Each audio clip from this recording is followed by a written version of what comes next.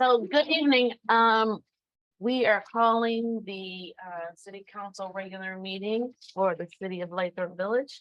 And I would ask that the clerk does roll call, please. Roll call, Mayor Garrett, Here. Mayor Pro Tem Cantor. Here. Councilmember Jennings, Present. Councilmember Canes. Here. Councilmember Miller. Madam Mayor, you have a quorum. Thank you. I invite everyone that's in the audience and on Zoom to say the Pledge of Allegiance. Pledge Allegiance to the flag of the United States of America and to the republic for which it stands, one nation, under God, indivisible, with liberty and justice for all. I will take a motion to excuse Councilwoman Miller from today's meeting.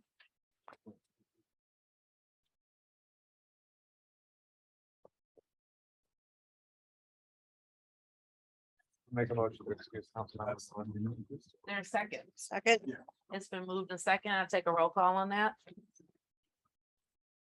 Roll call, Councilmember Jennings, Yes. Mayor Pro Tem Cantor. Yeah. Councilmember Canes. Yeah. Mayor Garrett, Yes, motion carries. thank you. Next we'll have the approval of the agenda. If there's any corrections or, I'll make a motion to add to discussion item 10 and item D, the continuation of the service line material identification discussion from the study session. 10B. 10B, as a dog, Oh, D. You repeat that? to continue the discussion that we started earlier about service line material identification.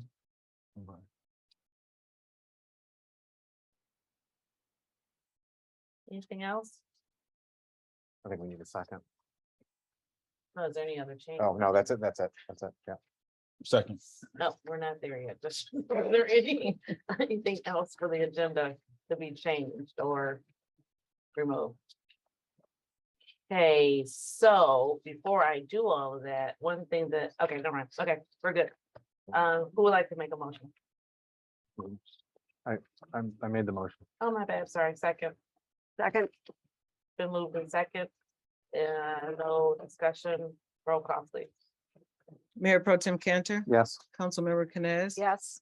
Mayor Garrett, Yes, Councilmember Jennings, Yes. motion carried. there's actually one more that was supposed to be added to the agenda, which I guess I didn't say it clearly, is that we have our state representative and our state senator here. And I want to give you all a reprieve and have you all go first under presentations. So that's also going to be added. So under presentations, A, our representatives, and B will be the infrastructure study group recognition. So we can make that adjustment. Yeah, I'll make a motion to add presentation A for our elected officials. And then move the current A down to item B. Thank you.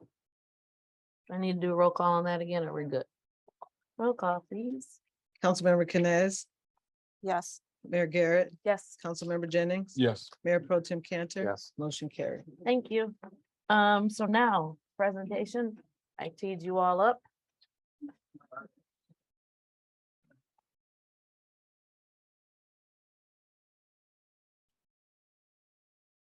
Welcome and congratulations on coming to your very first council meeting in this capacity, I should say. Yes, indeed. And thank you so much for having me and Senator Moss here. So I guess I should introduce myself in my new title. Yeah. I am State Representative Jason Hoskins, State Representative for the 18th District, which covers, of course, the city of Lathup Village, as well as the city of Southfield, Farmington Hills, and Oak Park. And I'll turn it over to, no, you go ahead. Well, I certainly am new to this role, but certainly not new to Lathup Village.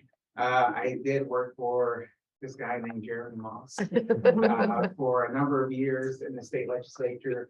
I also served before I was elected to the state house. I was elected city councilman in the city of Southfield. And also my parents live in Lathup Village, not too far from this building, actually. So Lathup Village is definitely somewhere that is important, someplace that's important to me, somewhere that I'm definitely going to be making sure that I take care of in the state legislature.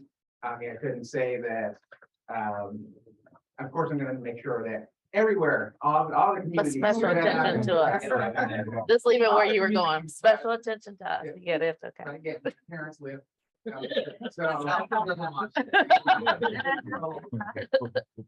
So, I want to talk about just, just introduce myself, and let you guys know some of the things that certainly I've been working on, in the legislature. I'll start off with the committees that, I was assigned to this term.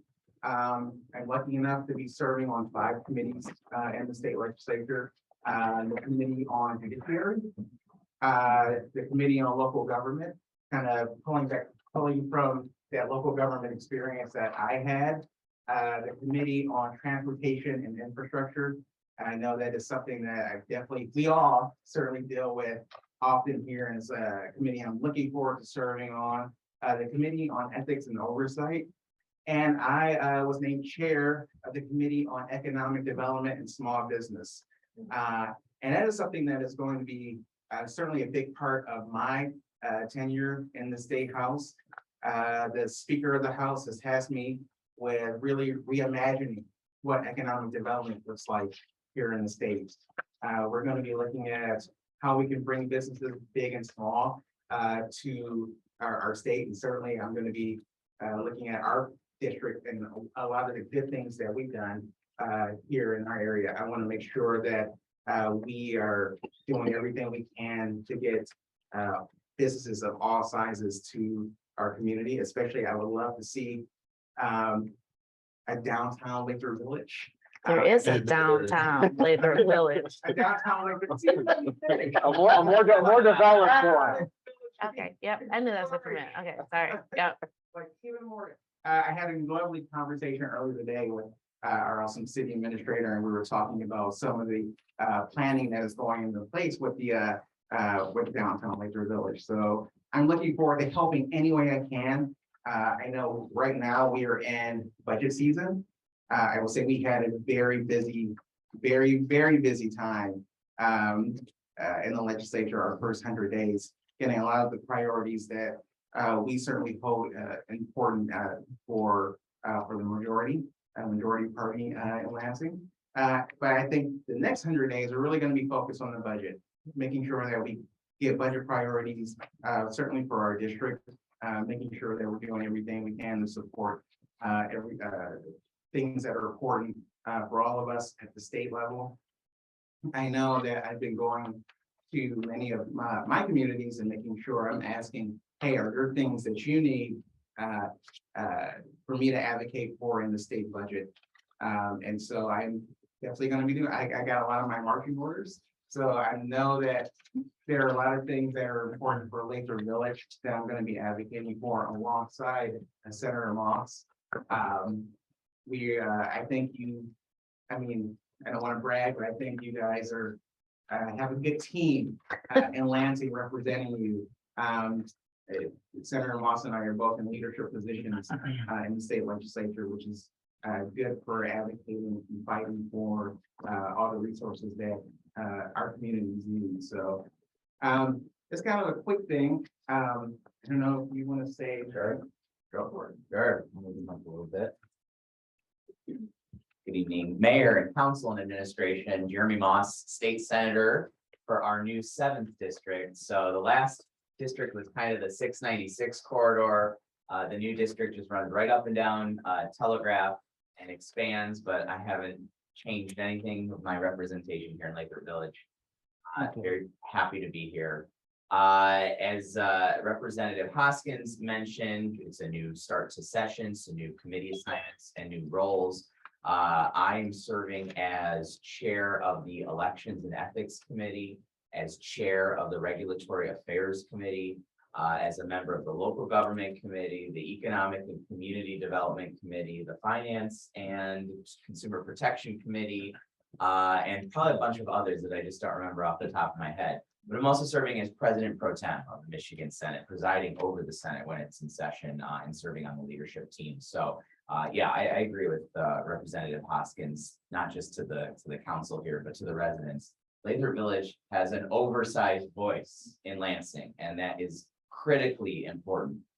for getting things done. We've hit our 100-day mark, depending on when you start counting. And we've moved forward on some of our pent-up policy priorities over the last several decades that we were able to achieve with the former dynamics of the legislature. So on workers' rights, we have repealed right to work and prevailing wage.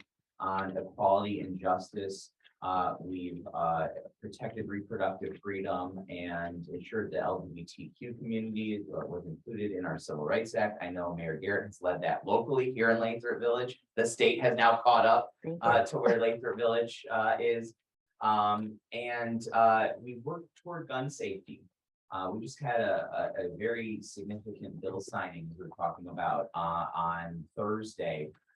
And we have a third package of legislation that should be signed by the governor in the next several days on gun safety legislation that I've been working on for a while since I was a state house member, expanding and strengthening background checks, requiring safe storage in homes that have minors in them that could access that firearm if it's not securely stored, and then instituting extreme risk protection orders. Other states in this country have done after they've endured mass shootings to ensure that law enforcement has the tools to separate someone who could immediately access a firearm to commit harm to themselves or to others through due process, through the judicial process. That last package just made it out of the House, is going to be affirmed by the Senate and sent to the governor. Critically important stuff. In my role as chair of the Elections and Ethics Committee, and I'm looking in this direction, we are going to be implementing Proposal 2, which just passed last year with 60% of Michigan voters supporting it, much higher here in Lathrop Village, to allow for 9 days of early voting. We will make it right. We will make it, we can make it work, even here in Lathrop Village with 2 voting precincts. But we have to take account for communities with 2 voting precincts and communities with a lot more.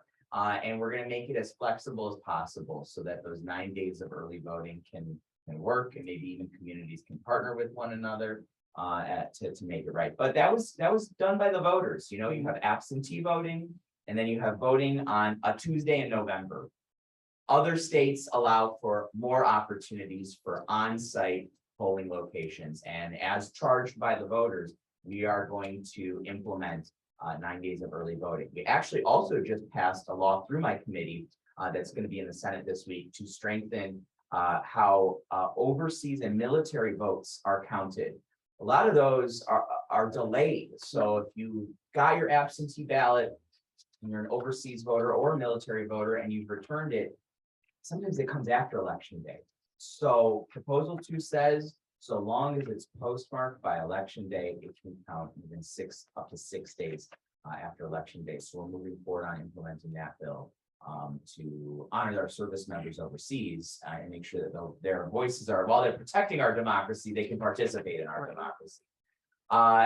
Another thing I would like to bring to council's attention that I'm really excited about is I've been working with the Michigan Municipal League on strengthening revenue sharing here in the state of Michigan. The city administrator is really happy about that. So for those of you who don't like inside government speak, revenue sharing is the tax dollars that we give to Lansing, and there's an expectation that the revenue is going to be shared back home. But for the last 20 years, Lansing has balanced its books on the backs of local communities, and we're not seeing that return of our tax dollars. It's filling in holes in the state budget, but then Lathrop Village gets shorted on trash pickup and local roads and other maintenance issues, public safety. So we have introduced a package of legislation, bipartisan, a Republican and Democrat in the House, a Republican, and I'm the Democrat in the Senate, to create a revenue sharing trust fund. So it cannot be rated for other purposes. So that the monies that you're expecting, and all of you are expecting to utilize from the state to provide for essential services here in Lathrop Village are made whole year after year after year. So we're in the beginning process as we're going through the state budget, as Representative Hoskins mentioned, on making sure there is a secure trust fund for revenue sharing. We pay into it. there's an expectation it should come back home to us. Sure. I'm still here. Not much has changed. I don't need too much more of the time here, but phone number is the same. If you need to reach me in Lansing, 517-373-7888. My website, my state website is senatormoss.com. You can find all my contact information there, but I just wanted to join our representative and say hi to the community. I had 2 questions for you. Thank you all for coming up, but contact person, who is your if you could just let it, you don't have to do it now, but let us know who your contact person is for us to get in contact with you instead of just coming directly, because I used to go to Jason for It you. used to be. And Jason so Hoskins now in the I office, don't know who I go to, so. He's got his own staff and Great. team. My district director, her name is Elizabeth Crenshaw. Okay. And she formerly worked in the Senate for then State Senator Adam Ollier. She is a Pontiac native, and Pontiac is in the district, so very excited to have her be my ears and eyes on the ground. So if you're reaching out to my office, we'll make sure Elizabeth knows the community here, and she's a resident of the district as well. And my district person, her name is Haley Millican. She is the person, if you ever reach out to my office, she is probably the person you're going to be talking to, and she certainly comes to me with to many of my in-district events. My contact information too is you can always call my office 517-373-1180. And my state website is Rep.Hoskins.com. We make it nice and easy for you. And also, you can also email me as well. My email address is jason.hoskins@house.mi.gov. Thank you. I appreciate you all coming. Yeah. And then also, I have a last question about elections is that though they expanded at 9 days, they did not pass the fact of allowing to start the process early. And what I mean by that, I know exactly what you mean. AV didn't start yet. Yes, no, and Mayor Garrett, wearing other hats, has been champion for voting rights, and we've talked about how to reduce barriers to the ballot and increase access to voting. Yes, we want to align absentee ballot counting with early voting counting. So there's no chaos on election night. There's no delay in the results that allows for. And our clerks don't go home at 6 a.m. the next day. Gaps and misinformation, and that clerks have the ability to just run in through the machine when they're received. So if you look to a state like Florida, different political dynamics than Michigan, obviously, but Florida allows for 21 days of absentee ballot voting to be counted ahead of the election. In Michigan, we allowed for 24 hours. Right. We want to align with other states that have a more efficient way of counting ballots. So yes, you will now be able to vote 3 ways here in the state of Michigan. Normally, like you usually have done on Tuesday, second Tuesday in November, absentee, but now we're adding another option, on-site, 9 days before election, up until election day, polling locations. So we want to make sure there's an efficient way to count all those ballots accurately. And if you can just work securely. on allowing them to at least open them, Yep, get them ready that's the for them goal. to be sent through, that would be, That is the goal. you're welcome. That is absolutely- So, Madam Clerk, we will get you a process that works here in Lathup Village. Thank you all. I appreciate it. Oh, go ahead. And what about Prop A? I heard some rumbling recently in the news that the Democrats were going to be working on some type of update to Prop A, so we're not quite as handcuffed as we've been over the last 20, 25 years. Yes. Yes. Yeah, and this is something that certainly Senator Moss and I have experienced both in the legislature and in our roles on the city council. And something that many of our colleagues, see, we're lucky to have in the state legislature now, so many people who were involved in local government. So they understand the impact of Prop A and how property taxing, there needs to be some tweaks to make it a lot easier for people. And so they're not getting surprises in their tax bills. And so for our local communities to be able to collect the revenue that they are entitled to. As opposed to being handcuffed by the limitations of Prop A. So there are a number of conversations about a number of our funding systems, not just municipal financing, but also in our roads as well. We've been having a lot of conversations about how we fund roads, especially with the incoming electric vehicles and how that's going to impact the amount of revenue that we get from gas and the gas tax. So there's a lot of conversation, a lot of great conversations that are happening right now to hopefully make sure that we are coming up with more equitable systems for how we fund a lot of things here in the state. Well, thank you. I appreciate you both. We appreciate you. All Thank right, you so much. thanks. Are you guys about to leave? Shortly, unless you want me to stay for, No, it's fine. No, it's fine. all right, I had an awkward question, so. okay, just call us. I'll give you their cell phone numbers. It's okay. And next we have the infrastructure study group recognition, and I would hand it over. Of course I will. Yeah. Go ahead. Thank you. All right, so about 5 years ago, I began working on infrastructure and roads, and it didn't take me all that long to realize that I had bit off way more than I could chew, and what a huge job that was. So I talked to Kelly, the mayor, about establishing a study group. And so we wanted to try to get resident input, foster idea generation and collaboration, have a group to bounce ideas off of and help develop plans that we would eventually implement. So we went out to the residents and we had 4 people who responded. Mike Keenan, who I think is sitting over there, Hugo Cardenas, Joe Robinson. And then initially we had Greg Ruvalo, who served on the group for about a little less than a year. And then he had to, for other reasons, had to go off the group, and then so Mike Griffin stepped up and took his place. And these 4 people, for now, what, 3 to 4 years, have selflessly given up their evenings to listen to me drone on about things like, you know, gate valves and output of transmitters and real sexy stuff. So for that alone, they deserve recognition. But more seriously, each of them did bring a unique set of skills to the table to help develop the plans that we've been putting into place the last few years. Mike Keenan, you know, brought his general engineering knowledge and more importantly, his diplomacy skills.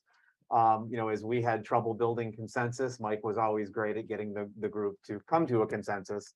And we thank him for that. Hugo, you know, had immense knowledge and experience, you know, running and participating in DPWs. And so he was able to provide his general knowledge to the group. Same thing with Joe. Joe had just way more experience than we could have ever hoped for with respect to water and sewer, you know, from her experience working in Detroit. And so she brought that to the table. And then Mike Griffin brought a lot of problem solving skills and I would say his desire to challenge every decision we wanted to make, which really helped challenge us to come up with better plans. So they all had a substantial impact on the improvements that we've made to our roads and infrastructure. And to give you some kind of sense of the impact that these people have, this is what they've helped accomplish in the last 3 years. 8.25 new miles of road, 15,000 feet, and this is by the end of this summer. 15,000 feet of replaced water mains, 120 replaced fire hydrants, 162 repaired gate valves, 315 replaced stop boxes, 32,000 feet of sewer pipe that was cleaned and inspected. And as a result of those inspections, 11,000 feet of new sanitary sewer pipe, 7 new manholes, 21 lead line replacements, 112,000 square feet of sidewalk replacement in the first 2 years. So probably another 40,000 this year.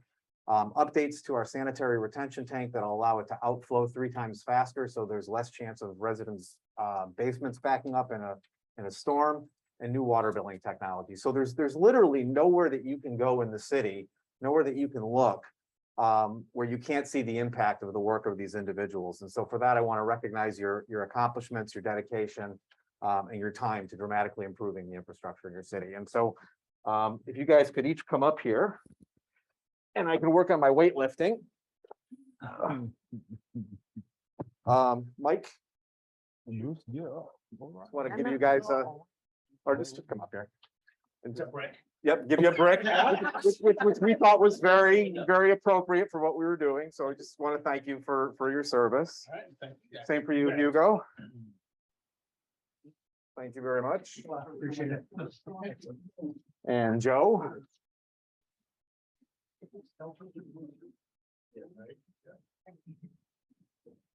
Thank you, Joe. Appreciate all your effort. And then Mike, we'll just put a postage stamp on this and mail it to him.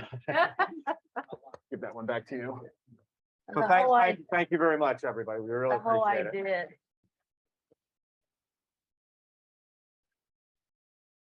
I was told the bricks that people throw at you, use them to grow and to build something better. Can we actually get a picture of the three of them with their bricks? Just real Oh, sure. quick. Oh, okay. Yep. Here, I'll- How are you? Good. Just right here. Oh, let me move up. Right.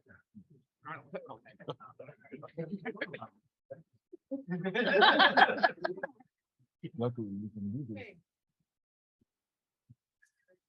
One, two, three. Thank you. Thank you all.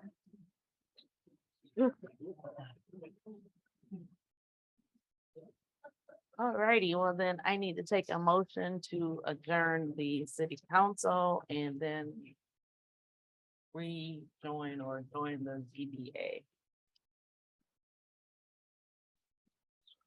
Make a motion to adjourn as council and reconvene as the zoning board of appeals.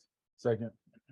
Okay, it's been moved and seconded and we are adjourned for zoning board of appeals. And now I will call to order the zoning board of appeals. We need roll call. Your facial expressions. Sorry.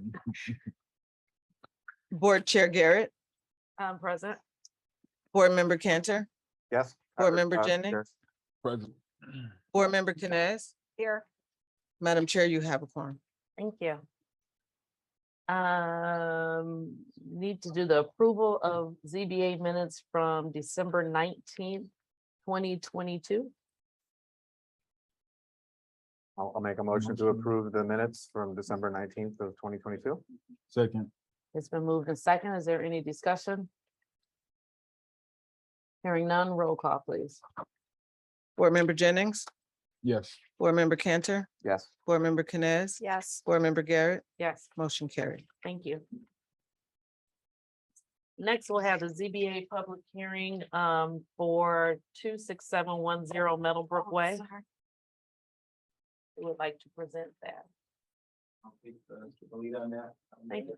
Good afternoon, members of the ZBA, my name is Eric Seach with Webster, the city's planning consultant. 26710 Meadowbrook Way is a variance request that consists of 5 different total variances.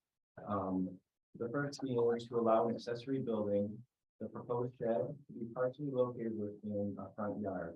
This is a property located at the northeast intersection of Ramsgate and Meadowbrook Way. The proposed shed is on the Ramsgate side of the property. Second variance is to allow an accessory building with greater floor area than 100 square feet, 160 square feet, to be exact, to not be installed on a 4-inch thick concrete foundation slab as required by ordinance. Variance number 3 is to allow an existing accessory building, a shed, to be 240 square feet in lieu of the 160 square feet maximum allowed by the ordinance. Together, both the proposed and the existing sheds amount to 400 square feet of an accessory building space. So this is in excess of approximately 240 square feet beyond what's permitted for property within the city. So as we were reviewing the variance request for the proposed structure, our further analysis indicated that there was an existing accessory structure. So that added to the first 2 variances for the proposed structure, the following 3 being for the existing structure, which we determined we were not able to find any information pertaining to proper permits for that. So that's what's also before you this evening.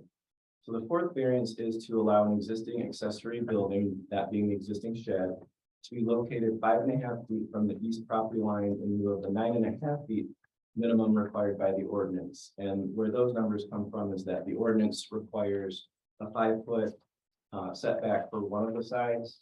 And then for a total of 2, the total setback should be 15. So the applicant has stated that the existing shed is 5.5 feet from both property lines. So one side is in compliance, whereas the other side is not. And so that's the 4th variance before you today. The 5th and final variance is to allow an existing accessory building, again, being an existing shed, to be built without a concrete slab foundation as required by the ordinance. And again, this is an existing condition, so it's a request based on what's currently on the property. The proposed shed will encroach approximately 2 feet into the Ramsgate front yard. So the applicant did provide some dimensions that indicated the proposed shed will sit slightly in front of the existing house on the Ramsgate front yard line. And the height of the proposed shed, we did some measurements to verify that the height is in compliance with the ordinance limit or maximum of 10 feet. The way that the building height is dimensioned is to measure from the roof eave, the midway point to the roof ridge. And so that's approximately 9 feet 3 inches. And so it is in compliance of the height restrictions. The proposed shed is 160 square feet. Again, this is the maximum that's allowed by the ordinance. So when coupled with the existing shed, it's over. The existing shed is 240 square feet. And again, that exceeds the maximum allowed by the ordinance. Again, just to repeat, the existing shed is 5.5 feet from each property line. And so the difference between the 15-foot and the 5.5 feet is approximately 9.5 feet. The floor plan of the existing shed does not indicate that it operates as a secondary dwelling unit.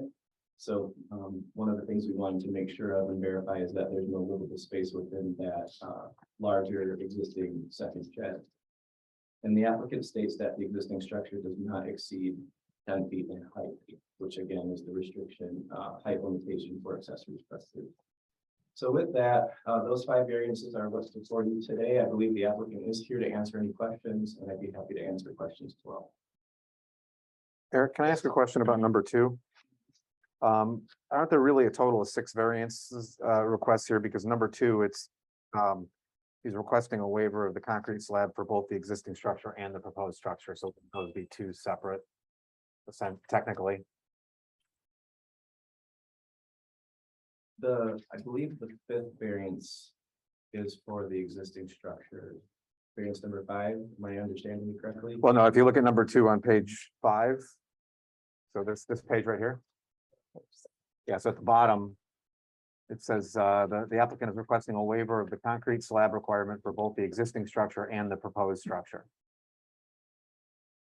So under the variances on number 2, it does say that. For this one, on page 7, it's saying in that one, not to be installed on a 4-inch thick concrete foundation slab. And then number 5 is the existing accessory to be built without a concrete. Okay, I was looking at that. I was looking at the public notice. So, okay, yeah. And so just make sure I'm correct. So this went from really doing a variance for 1 shed to 2 sheds. Correct. So the initial application as received was for a proposed shed, which required 2 variances, and that would be the first 2 that are on the application for the review. For that proposed shed to be located within a front yard, which is not permitted, so it's within the Ramsgate front yard. And then the second variance for the proposed shed to allow an accessory building of greater area than 100 square feet to not be installed on a 4-inch thick concrete foundation slab. So it's a pre-manufactured shed that will be placed on the property, but it's required to have a foundation. So my understanding with the existing shed, there is, I can't remember, what is it that they sit in? There's something that is sitting on. Concrete blocks. Oh, I thought they were there's something that you, okay, concrete blocks. So, Good evening. Good evening. I'm Charles Dodson, 90 property owner. Hi. So, my question was, what's the reason, or can you give the reason so we all understand why the concrete blocks don't work opposed to why having a concrete slab? Well, Anybody? the concrete slab is the still, excuse me, is the ordinance standard. Mhm.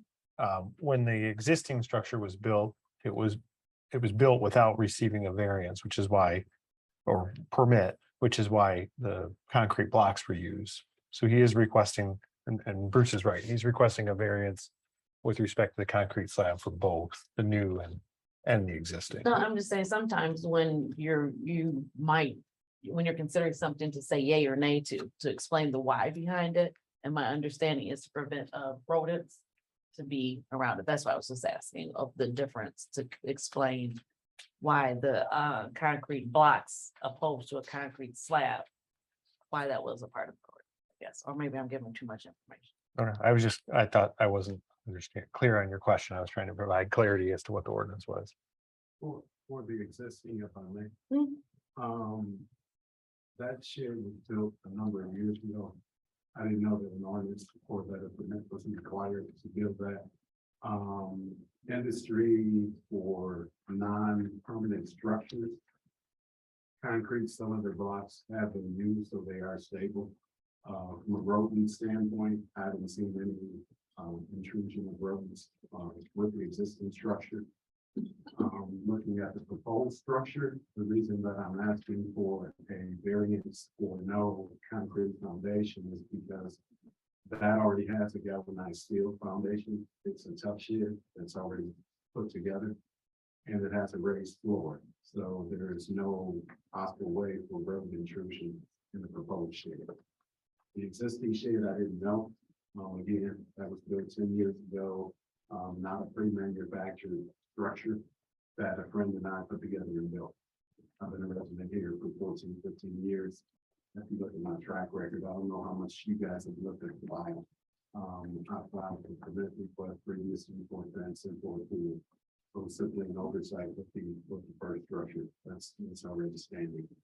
And in terms of one of the other variances for the setback on the property that's east of my property, 5.5 feet on one side, and on the other side is a lot that's an empty lot that I also own. The property that's directly east of me, I have letters from 3 of my residents that are closest proximity to the property that have sent a letter for the existing and the proposed structure. With the variances requested, which I provided to CSG. Thank you.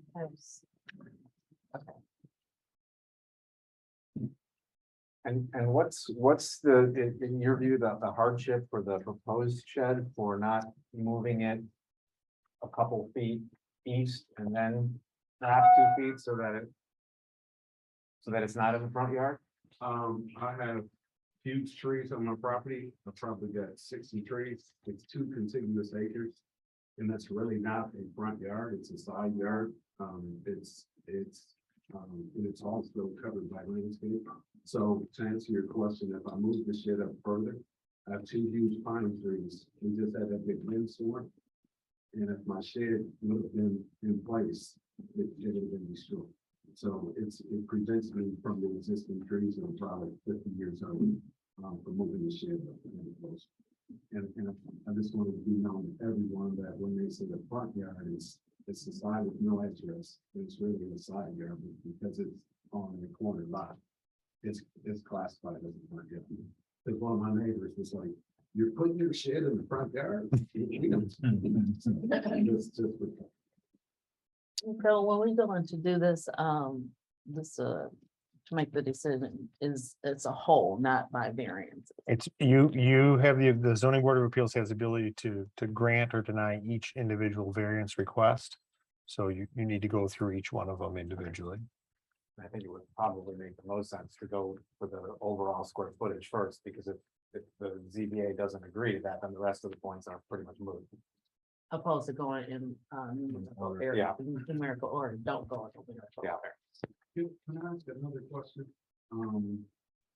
With the exception for the variances, are we gonna discuss those as well? Because there were like 8 different things that you could ask or, I guess, structure the variances based on, if the property is, unlike any other property in the city, there were various things, that were exceptions to, some of the variances.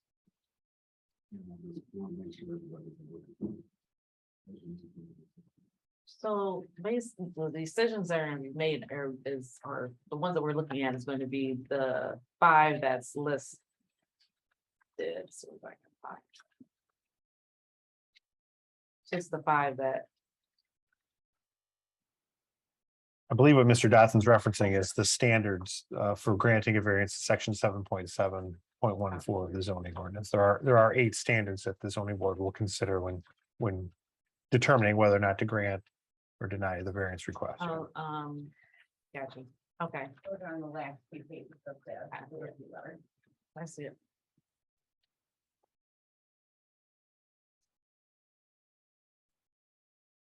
I apologize, and what's your question about the deviations and standards that you? I just wanted to make sure that, there are exceptions to the variances and that you guys are, of course, you're aware of these, but I guess those are supposed to factor into, whether or not variance. Based on those, I don't know if it's 8 or 5. There's 8. And what would apply to my.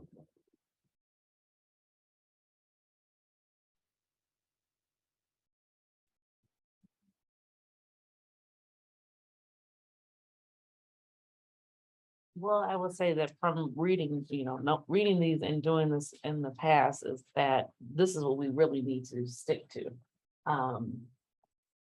And there's one that's trying to find. It starts here on page 10. I think that's just the ones that are. actually Yeah, I was just, from yeah, us. that's right, and that's what I was directly looking at, is the one that's in the variance request.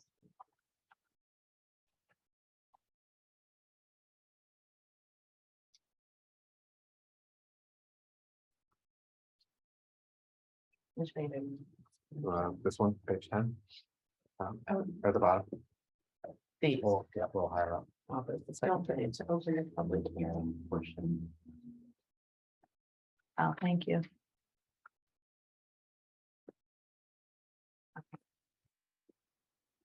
And does that have to be a motion also to open the public hearing? I thought you made a motion to I open. did. Did you make a Mhm, motion? mhm. So the public hearing is open. It was introduced and so if there's anybody from the public, this would be their opportunity. Right. Okay, I'm sorry, I was trying to look through this, but as I'm looking through this, if there's anyone from the public that would like to speak, whether it's on Zoom or in person, please find your way to the microphone. I have a question about variance. Microphone. You have to come to the microphone. If you can just turn it towards her, that'll be fine. Like, how do we decide, like, this one is being so reviewed, like, how does it? Like the other woman that got, wanted a generator, you just told her no that day, and this one looks like it's been examined by Giffels Webster, and there's so many pages on it. Like, does it always go to Giffels Webster for review? Yes, Oh, they are. okay. Webster, Giffels Webster for the generator as well. Oh, okay, because she had a Learning. thing, it was already there, the neighbor did it without permission, so I was just wondering, I'm sorry. Thank you. Anyone else have anything to say?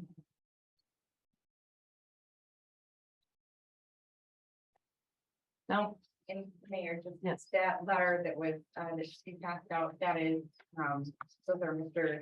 Dotson's neighbors, that issued that letter of support to him. So I just want to make sure that that is on the record as having been received. appreciate it. I do have a question. Is there a way we could have received like a color copy of this? I mean, If it's in here. I think that's just the way. Oh, it's yeah, got go printed ahead. for you Pull it up. today, unfortunately. I'm sorry, it was printed out for me now. Okay, What page is it? look at page 10 of your packet, Jalen, I think it should be in color. He wants that one. Do you- You're talking about the actual Yeah, shed, the actual not shed. the. Oh, yeah, okay. That's just a given example of it, but I don't know if that thought it was in color. No, Not it's in color. No, but this is just, the point of it was just to show you the height difference of it. That's it.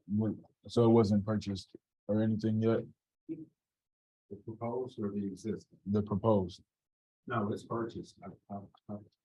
That's how I found out that I needed a permit. Right, so Because- he would have what color it looks like.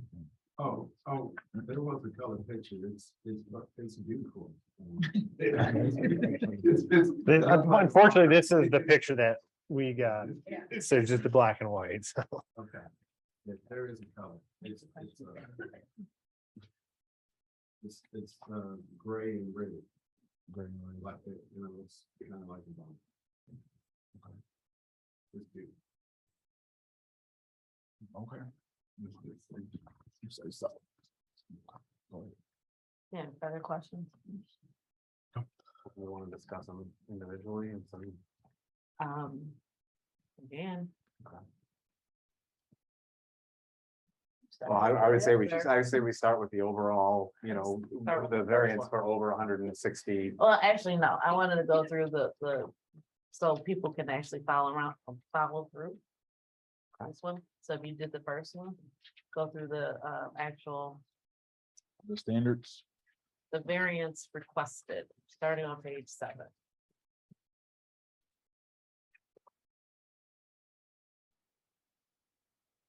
Well, my comments for variance 1 and 2 is from looking at the property, I don't see the hardship. And a hardship is required in order to approve the variance, or to approve the variances. Which is why I asked the question a little bit earlier.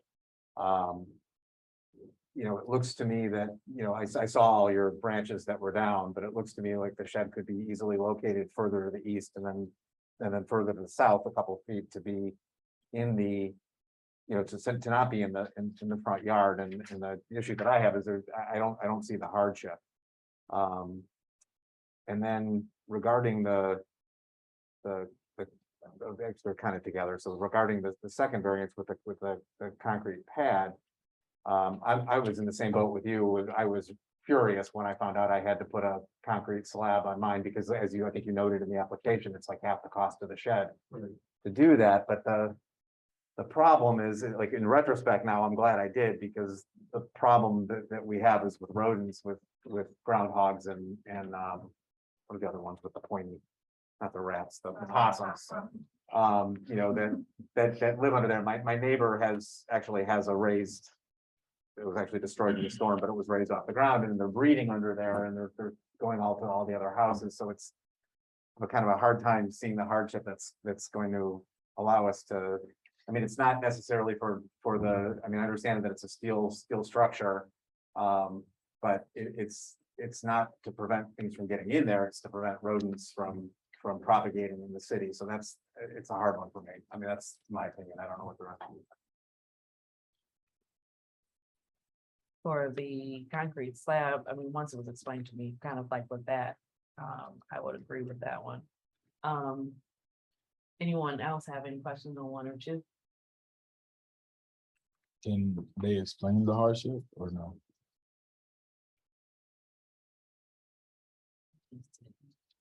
Did he? But I'm saying why? About the concrete? No, I'm not. For the proposed. The first, It's significant and, I understand your point about. I thought with the galvanized steel bottom and raised floor, that would, satisfy the requirement for, bypassing a solid foundation, cement foundation underneath it. And Southfield, who's in this business, they don't recommend that you put down a cement slab for their building to be close. To that cement cluster.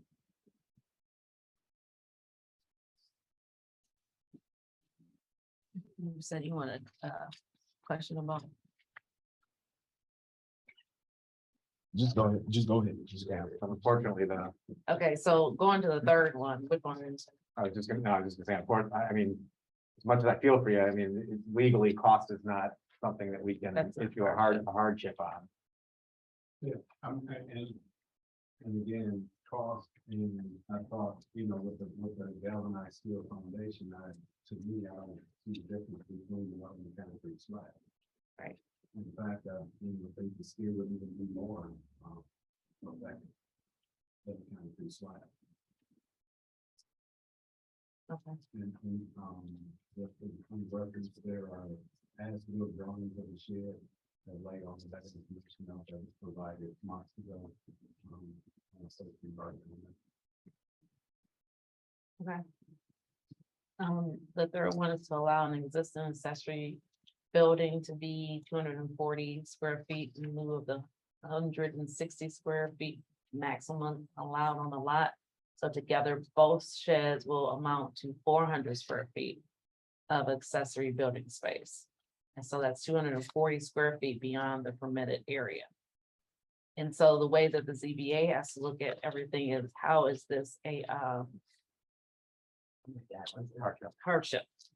A hardship to, hardship to the ordinance, more or less, yeah. I would say it's it's a hardship for me.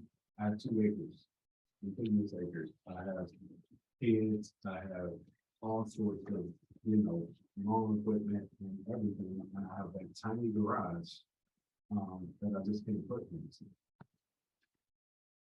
Yeah, I mean, I could see that as a personally hard, I struggled a lot with this one, but you own 3 lots. So They're all contiguous. Right. I'm saying, Yeah. the standards are for a standard lot. right, I have 2 acres on a corner lot, with 60 trees. Right. So even the proposed shed that we're seeing is in the front yard without an entrance. It's my side yard. You can't even see the shed because I have trees that, I think one of the things that they said about a shed is that you should have natural barriers that cover that up. I mean, unless you're in a helicopter, you're not even going to see the shit. yeah, so proportionally to a regular size lot, I mean, I could see where that could be considered a hardship. And that was one of my concerns involved in the existing one. And the new one, it's expanding beyond the square footage requirement. But also abutting, going within the 5.5 feet limit for property. Because the owner of the property that sits directly with that existing shed is one of the people, both people to the east of that property, of my property. Pursuing neighbors that provide. Anyone else have any questions about the exceeding the amount of the permitted area?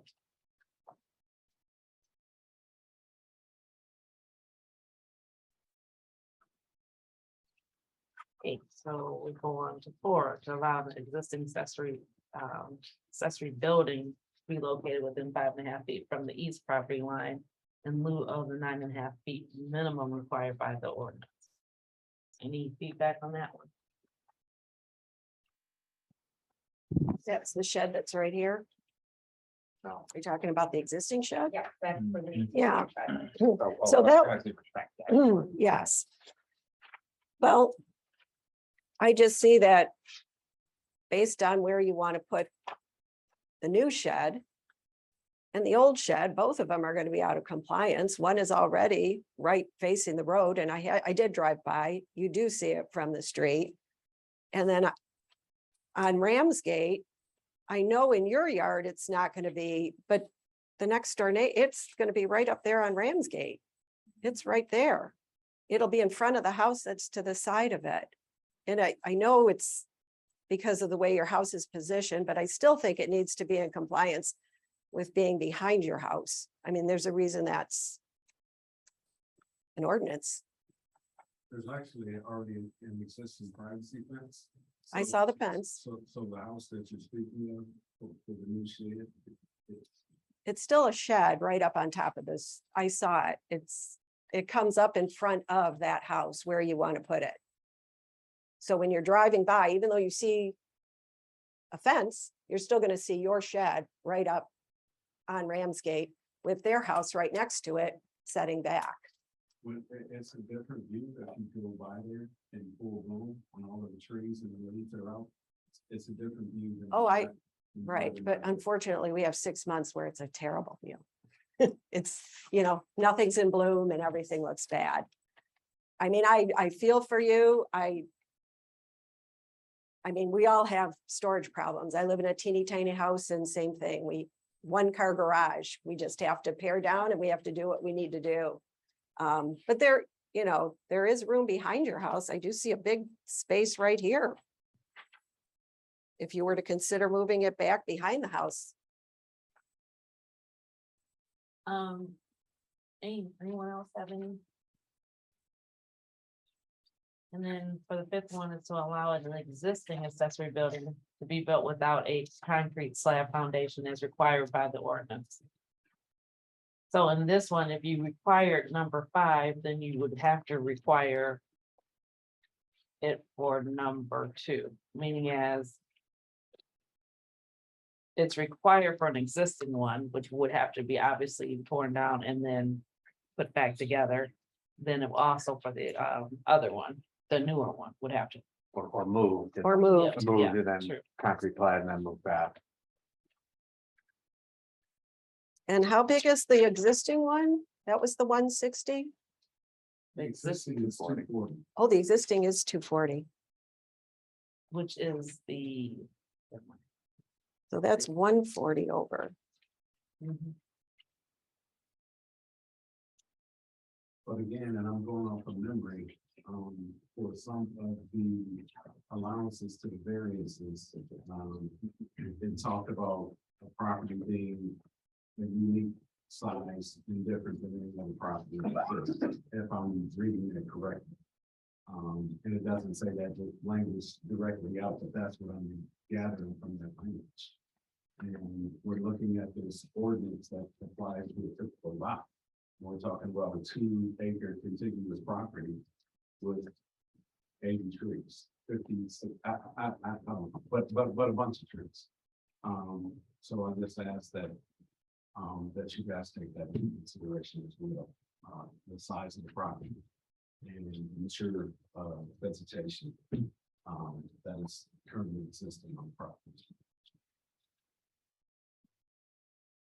Anyone have any other questions? We close the public hearing and we vote for it in the oh, get down the road, right? Okay, so closing the public hearing, unless there's anyone else that wanted to speak. Okay, then take a motion.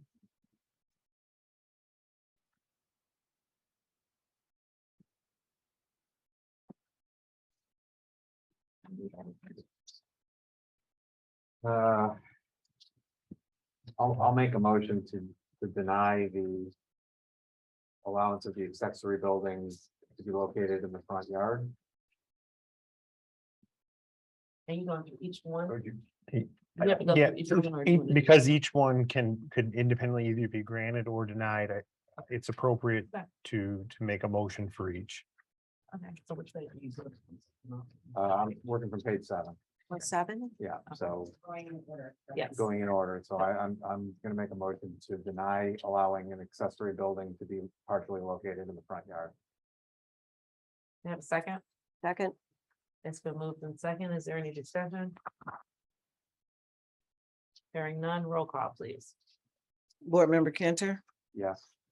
Board Member Canes. Yes. Board Member Garrett, Yes. Board Member Jennings, No,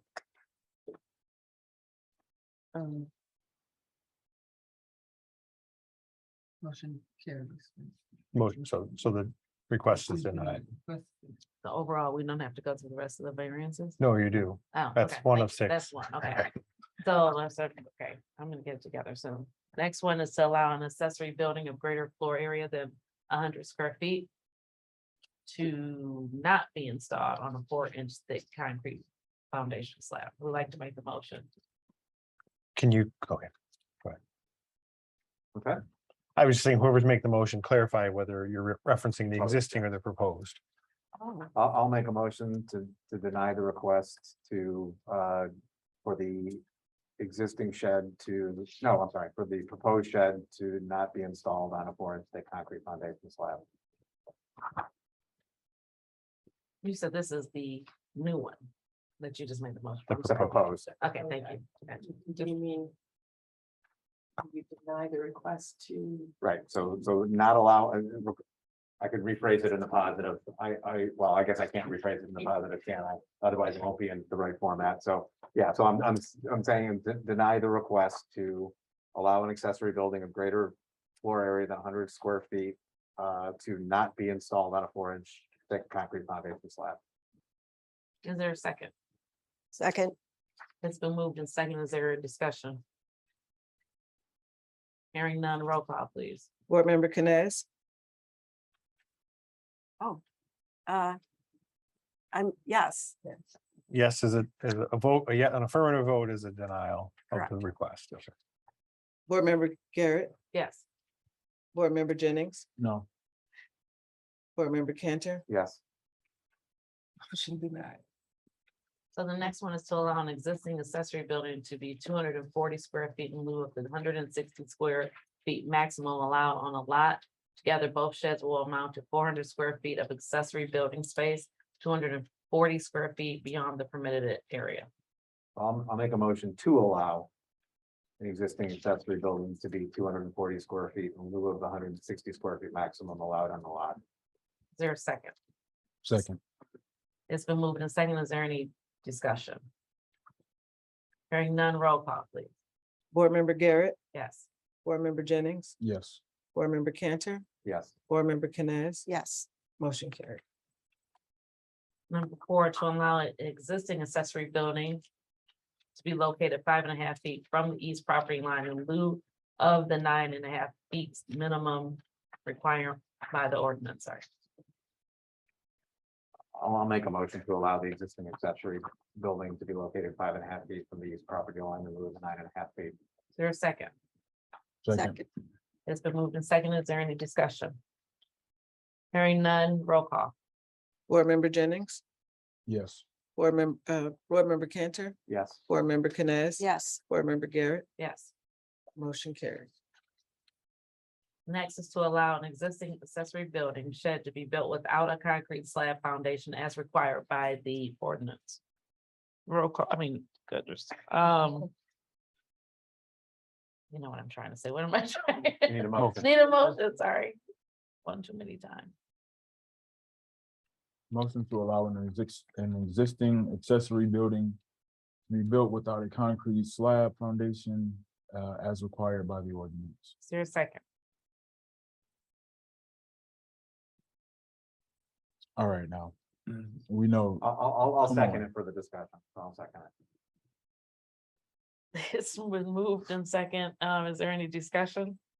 I'm really grappling, really struggling with this one because the ordinance requires a concrete slab for a reason, and it's an important reason. Same time, it's gonna be really difficult to move that shed to put a concrete slab in there. But at the same time, the hardship is caused by the applicant, not by the attributes of the property. So those are just my thoughts. I'm just really struggling with this one.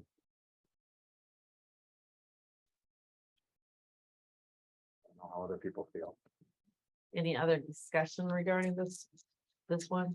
what would the process look like for him if he had to, is it something, the shed could be lifted and something poured underneath or physically?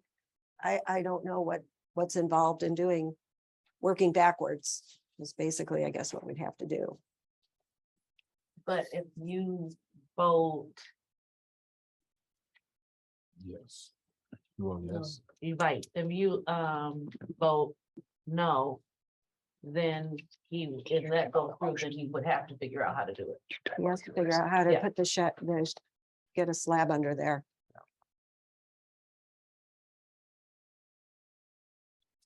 Any further discussion? Yes, how long's that building been there? Has it shifted? Have you had any issues with it? No animals? Are these the people that signed? We got something Susan passed out. Are these your neighbors that are right? So they're aware of that shed and they have no problem with that shed? And they're not having issues with animals or anything? But again, correct me if I'm wrong, city attorney, but yeah, I mean, it's great that, you know, we know that these neighbors don't have an issue, but the variances go with the property. So if there's a new neighbor that does object, then we've got a problem. Well, Well, if a variance if it's approved, it wouldn't be a problem. yeah, now, there is also the option that the council could request the applicant to do something above the standards. So with a foundation, you're going to have like a rat wall or a concrete footing that will be placed in. If the applicant be interested in, but with the existing structure, if council was interested, they could require him to not lift the existing structure, but just pour a footing wall around the exterior to prevent animal intrusions underneath. That might be realistic compromise that the ZBA would be willing to give the applicant if they were so inclined. Are you willing to amend your motion?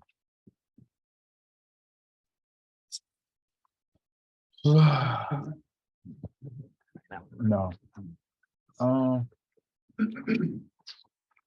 I just hate that you came here now. It's like he's spending more money, and that's not even what he came for. What did you say? He's spending, in theory, more money, and that's not essentially what he came here for.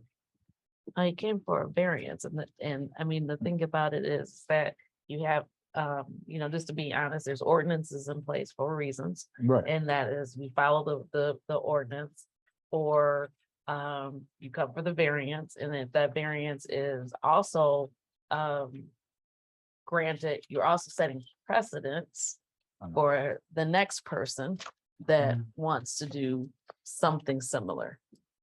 So it's I know. and it's Catch good. 22. And I will give you the precursor of why I'm saying that is because the next one has a precedence of what we'll be discussing at our next one. I know. Yeah, and the ordinance, I mean, again, I'm struggling too, Jalen, but the ordinance is very specific. There's mere inconveniences or increased development costs will not be deemed a hardship under the terms of this provision. And the hardship, unfortunately, is not on the, right, it's not on the land. It's, I can't even give you an example on this one. I'm trying really hard to figure it out.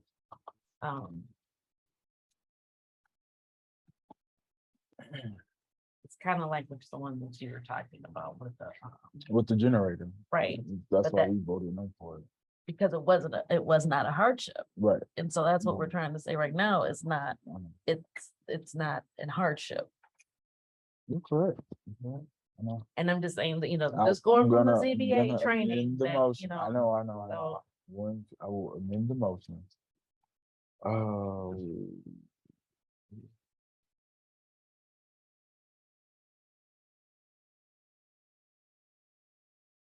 Or, I mean, or don't. Well, amend actually, I the- don't need to amend the motion. I read it word for word. No, what they're asking now, if you do it like this. Oh, you want me to and- change the to allow, not to allow? No, not at all. What they're asking is to allow an existing accessory building, but put a caveat on there where you would put what's it called, a rat Oh, right, wall right. around it, I or forgot some about type that. of, I forgot we had that. there was something else that you, A footing, a concrete footing Around it. around the existing structure that would achieve the intent of the ordinance of being able to prevent animals from burrowing underneath. It sounds as if the structure is already stable. It hasn't shifted or sank for a decade and a half. I don't expect it to start And- now. And put it this way also, if this particular one, doesn't. If you keep it the way that you stated the first way and it doesn't pass, then he has to move it. He has to pour a concrete slab under it. If the motion does Mhm. not carry, then yes, Right. the exist, so this will just kind of we started out with the variance, but a lot of times with unfortunately for Mr. Dotson, you're absolutely right, Jalen. He came for a new structure and through that process discovered that this existing one is not permitted in the way that it was built and in the location it was placed. So what, under a normal circumstance, if that were to be discovered, the city would initiate code enforcement proceedings, could require him to come before the zoning board of appeals to seek relief. Ultimately, if that relief is not granted, the city could require him to take that structure down or get an order from a court to take it down at his expense. So the fact that he's come to us with all this information, he's asking for forgiveness as well as permission for his new structure. That's why I said, I think it is appropriate. It is the board does have that ability to kind of go out a little bit outside of the ordinance. Again, given the situation that this structure has been here for a significant amount of time. There haven't been any of the issues that we hope to prevent with the ordinances. But it also provides the assurances or the protections that in the future, should this property change hands, or that those individuals can take comfort in knowing that these structures were built to the standards that are contained in our ordinances, and that the harms that are intended to be prevented have been accounted for and have been prevented. Okay, so I will amend my motion. Before you amend it, can I just ask one of it? Can you also put in there that the proposed rat wall or rodent protection is suitable to the building inspector?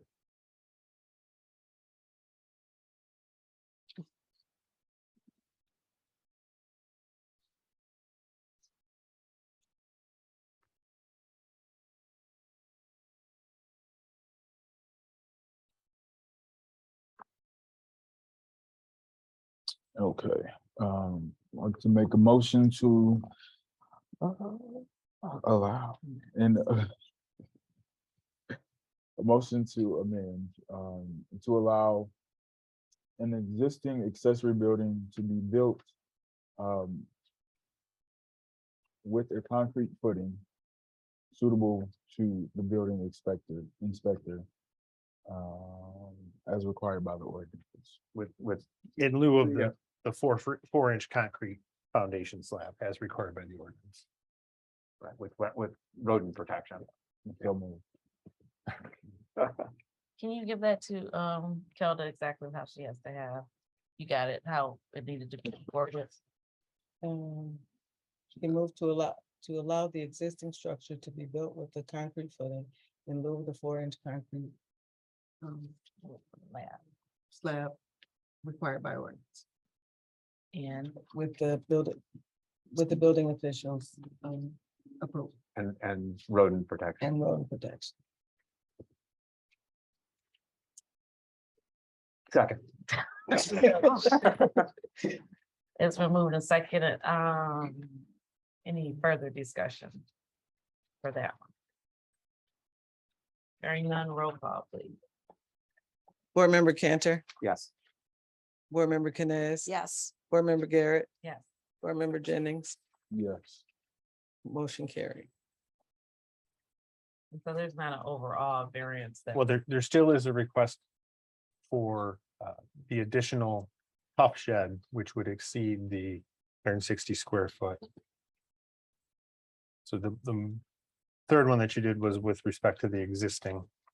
Oh, okay, Oh, so. So I'll make a the motion. proposed one, so should he be able to locate it somewhere else, not in a front yard with the foundational slab, he doesn't have to come back and ask for the size variance. Right, so I'll make a motion to allow the 160 square foot shed to be placed elsewhere in the yard that meets setback requirements with, Well, you don't have to put all that part, because theoretically, he's just at this point, you've denied his location. If Right. without a slab, he understands that if he is to put it in, it's gotta be. To ordinance. Yeah. Yeah. All right, so I'll make a motion to allow the 160 foot, 160 square foot shed. Second, It's been moved and second. Is there any discussion? Hearing none, roll call, please. Board Member Canes, Yes, Board Member Garrett, Yes. Board Member Jennings, yes. Board Member Cantor, Yes. motion carried. Thank you. So this one is now completed.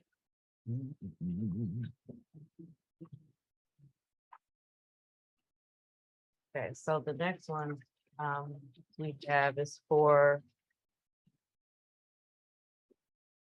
public hearing for 27701 Southfield Road, the event house. 27701 Southfield Road. This is an application for variance request to allow change of use to an existing building. A change of use will be for a event center.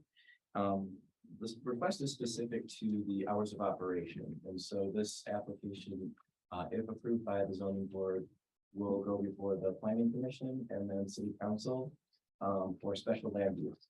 This is within the village center district, and so the type of use for assembly is not particularly allowed and is approvable by special land use. So the variance request again is for the hours of operation, which the ordinance allows for assemblies to take place up to 11 p.m. Monday through Sunday. And so this application is requesting relief to allow for hours of operation to extend an hour later on Fridays and Saturdays. So instead of closing at 11, they're asking for an additional hour to close at 12 a.m. Saturdays and Sundays only. So that's what's before the zoning board of appeals right now, is to consider hours of operation, the proposed change of use. And I don't, and like you said, and I know I might be going crazy at this point, but it's only one variant that we're looking at, it's the time one, right? Yeah, that is correct. And the applicants are here to answer any questions that you may have about their proposed use. And as Eric said, I mean, we're working through some, we'll be working through the site plan approval process in May, so they will be coming back to you for their special land use. Before we do that, open up the public hearing. I thought I did it already that I didn't hear it this time. I opened up the public hearing, For each one, yeah, because each one has its own public Yeah. hearing, opened and closed. and public then- hearing for the 27701 Southfield Road. Is there anyone that would like to speak?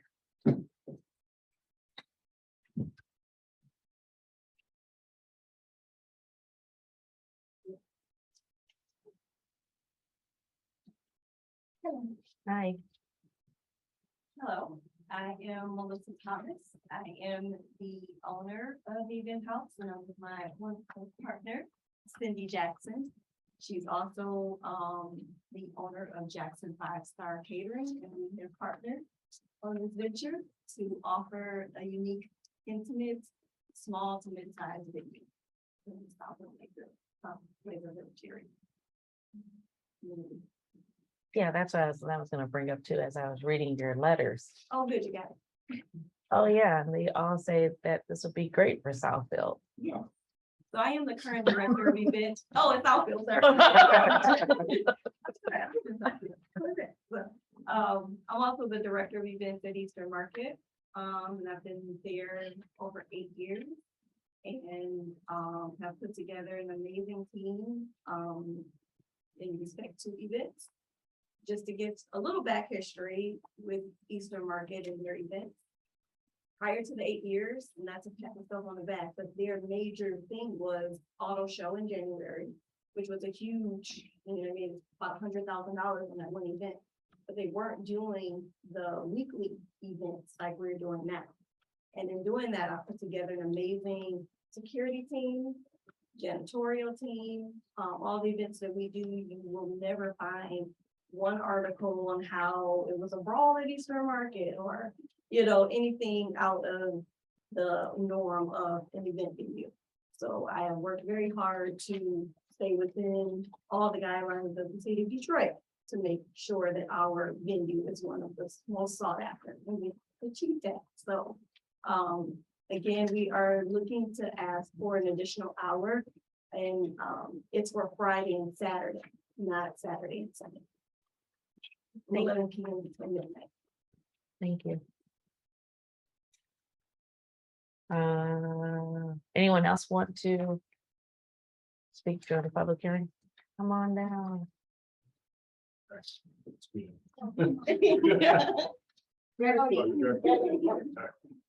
Hi, I'm Rob Crockmull with the Cerno Company, the landlord, part of the landlord and property management company, and are so thrilled to have Melissa and Cindy is a potential host in our building. As we've been marketing our properties throughout the city, we get to meet a lot of great people with a lot of great ideas, and the enthusiasm that Melissa and Cindy have brought to us, and along with their operating history and what they do, I was incredibly impressed with how they cross the T's and dot the I's on every single thing that they do. And it's an operator that we would be so proud and pleased to have, not just in one of our properties, but in Lathup Village. Because in thinking of how all of us want this village center to really operate, and what type of businesses will be bringing that enthusiasm to the city, supporting all of the residents to hold special events there, not just on the weekends, but throughout the week. To have business events, birthday parties, pop-up shops, incubator type of shops that hopefully will open up other locations in the city. It just checked so many boxes for us. So I just wanted to at least say how excited I am to hopefully welcome them into the city. And yeah, I'll answer any questions also from the landlord's property management perspective if you need anything. Thank you. Is there anyone else want to be heard? I'll say Okay. Come on down, you know what's wrong, sir.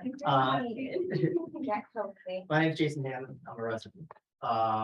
And well, I think love this idea of this business. It sounds very exciting, but what I heard in the last zoning board of appeals work that the city council just did before us is hardship needs to be proven. There needs to be some like reason that there's a negative impact, that is something more than just financial, that needs to be taken into consideration when agreeing to approve these variance requests. And that needs to be done consistently for every single thing that comes before the zoning board of appeals. So as excited as I am personally about the idea of this business, I just want to hear more about what the hardship would be. I'm sure the city council as well. Thank you. Really help chime in also. So when it comes to the hardship, when we applied for it, there are certain criteria in those items, and city attorney, I'm sure you can walk us through this too, that may or may not apply. And in this one, we're not applying for the hardship portion. We're applying for the other one that's on the list there. So when we looked at trying to fill these properties with the right operators and bringing in those businesses that are really going to, again, continue to jumpstart that village center, it's so vitally important to have that extra hour to compete with this category. Anybody looking to host those events. So what our focus was, and this is why I was so impressed, is before I brought up, wait a minute, I don't want to call, from somebody after 11 o'clock that there's an issue at one of our centers. Before I even brought that up, it's security, it's how they've operated in Eastern Market, and all of these great letters of support of how For you operate Southfield. both your businesses. To Southfield. Proofreading And is key. I know I'm not gonna get that Proofreading is call, key. and so if I'm a resident sitting behind the, living behind the house, it's just being happy that there's a business that's there operating the way that they're gonna operate. So, just so excited about that. Did anyone else want? Yeah, I do. Oh, okay.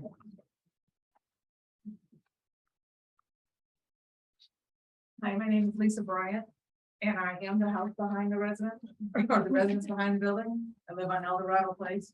I've been there 29 years. The last time I was here is because of the whole Panera thing, which I was not happy about. But for this, I appreciate what you're trying to do as a business and support you on that. I am a big Eastern Market person, but I also don't live there. And I don't want to live, when I moved here 29 years ago, there were trees directly across from my house. Those are now gone. There are all these businesses now, and it's now I'm living in like a parking lot. And if I had wanted to live in something like that, I would have lived in Detroit or Chicago or New York or something like that. But this no longer looks familiar to me. My neighborhood no longer looks familiar to me. And so I am absolutely against not only that kind of business and all those businesses along that strip, but particularly the hours that they're talking about, because that's not what I want across from my house on a weeknight or weekend. Thank you. Thank you. Does anyone else want? Go ahead. Thank you, and I definitely appreciate that, and I definitely hear you. I hope that I can offer some sense of that we will have the utmost security out there. We will abide by the noise ordinance, and it's not to party until midnight. Last call for the bar is 11, so it's mainly kind of getting people out safely to their cars, but knowing that everything in Lakewood Village closes at 11. The fact that people will still be making it to their car, so kind of a breakdown happens by midnight. So I do definitely understand where you're coming from, and will definitely be sympathetic to that, and I will have eyes and ears out there. It will not be loitering, people hanging at their cars. Security will make sure that when they exit the building, they're getting there before to leave, and that would seriously only be for a Friday, Saturday, nothing through the Monday, Thursday, Sunday hours. Well, hopefully give you some sense that I do have the best security, and that is utmost our due diligence is to make sure everyone makes it to their car safely, no loitering, no loud talking, of course, no taking alcohol from the building, and we shut down. Anyone else? Yeah, I have a question. Can I, Steve Blum's mic is disabled. Can I put him on speakerphone? Oh, I have him on the phone right here. I just don't know. His computer is like having problems. He's out of, so can I put him on speakerphone? Or if you can hear me now. Can hear you. That worked. Great. I just wanted to respond to an earlier comment about hardship and reinforce something Rob had said. Rob pointed out that under the ZBA appeals, hardship is only one of the possible. Is he walking away? Oh, can you hear me? That's better. Thank you. Great. Just reinforcing something Rob Crockmull said about the criteria under 7.7.14. There are 9 criteria the applicant that may be relevant to the applicant, criteria A through I. And the point that the applicant is making is under criteria F, that there's a benefit to the business, and that has to be balanced to the point the neighbor made against D and E, the other interests. So it does not have to, applicant is not trying to show hardship here. Applicant showing a benefit to the business and to the community, which has to be balanced against other interests per 7.7.14 D, E, and F. And I just think it's important to know, I had a note Can earlier. you say like- who you are? Oh, I'm sorry, Sam Cerno Company. You know, one of the things that we're trying to do with our tenant mix is create a downtown, a downtown mix. The event house is obviously the superstar of Eastern Market with its investor and co-operator Jackson Catering. And as I'm sure you can easily find out, that they have a great reputation for attracting businesses and families and customers. And I think that those events and their guests are bringing people to downtown Lathup Village to see, what we have to offer for a much broader geography. And I think that that's kind of the benefit that we're going after. And that space, is perfect for, what this group is trying to do. We've been working with the event house for, I'd say, 6 months at least. And, we feel like, given, how well that this space lends itself to, I mean, I understand that there's residences all around, but this is the downtown part. And so I think that there's a balance and a mix of, complementing the businesses that we're trying to attract.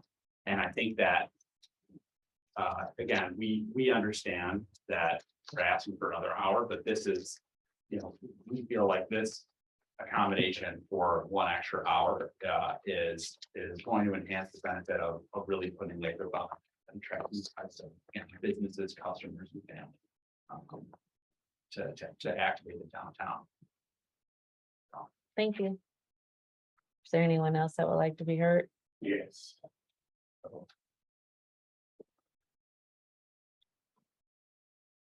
I mean, I think there's some little different buildings out of my house is directly 27701.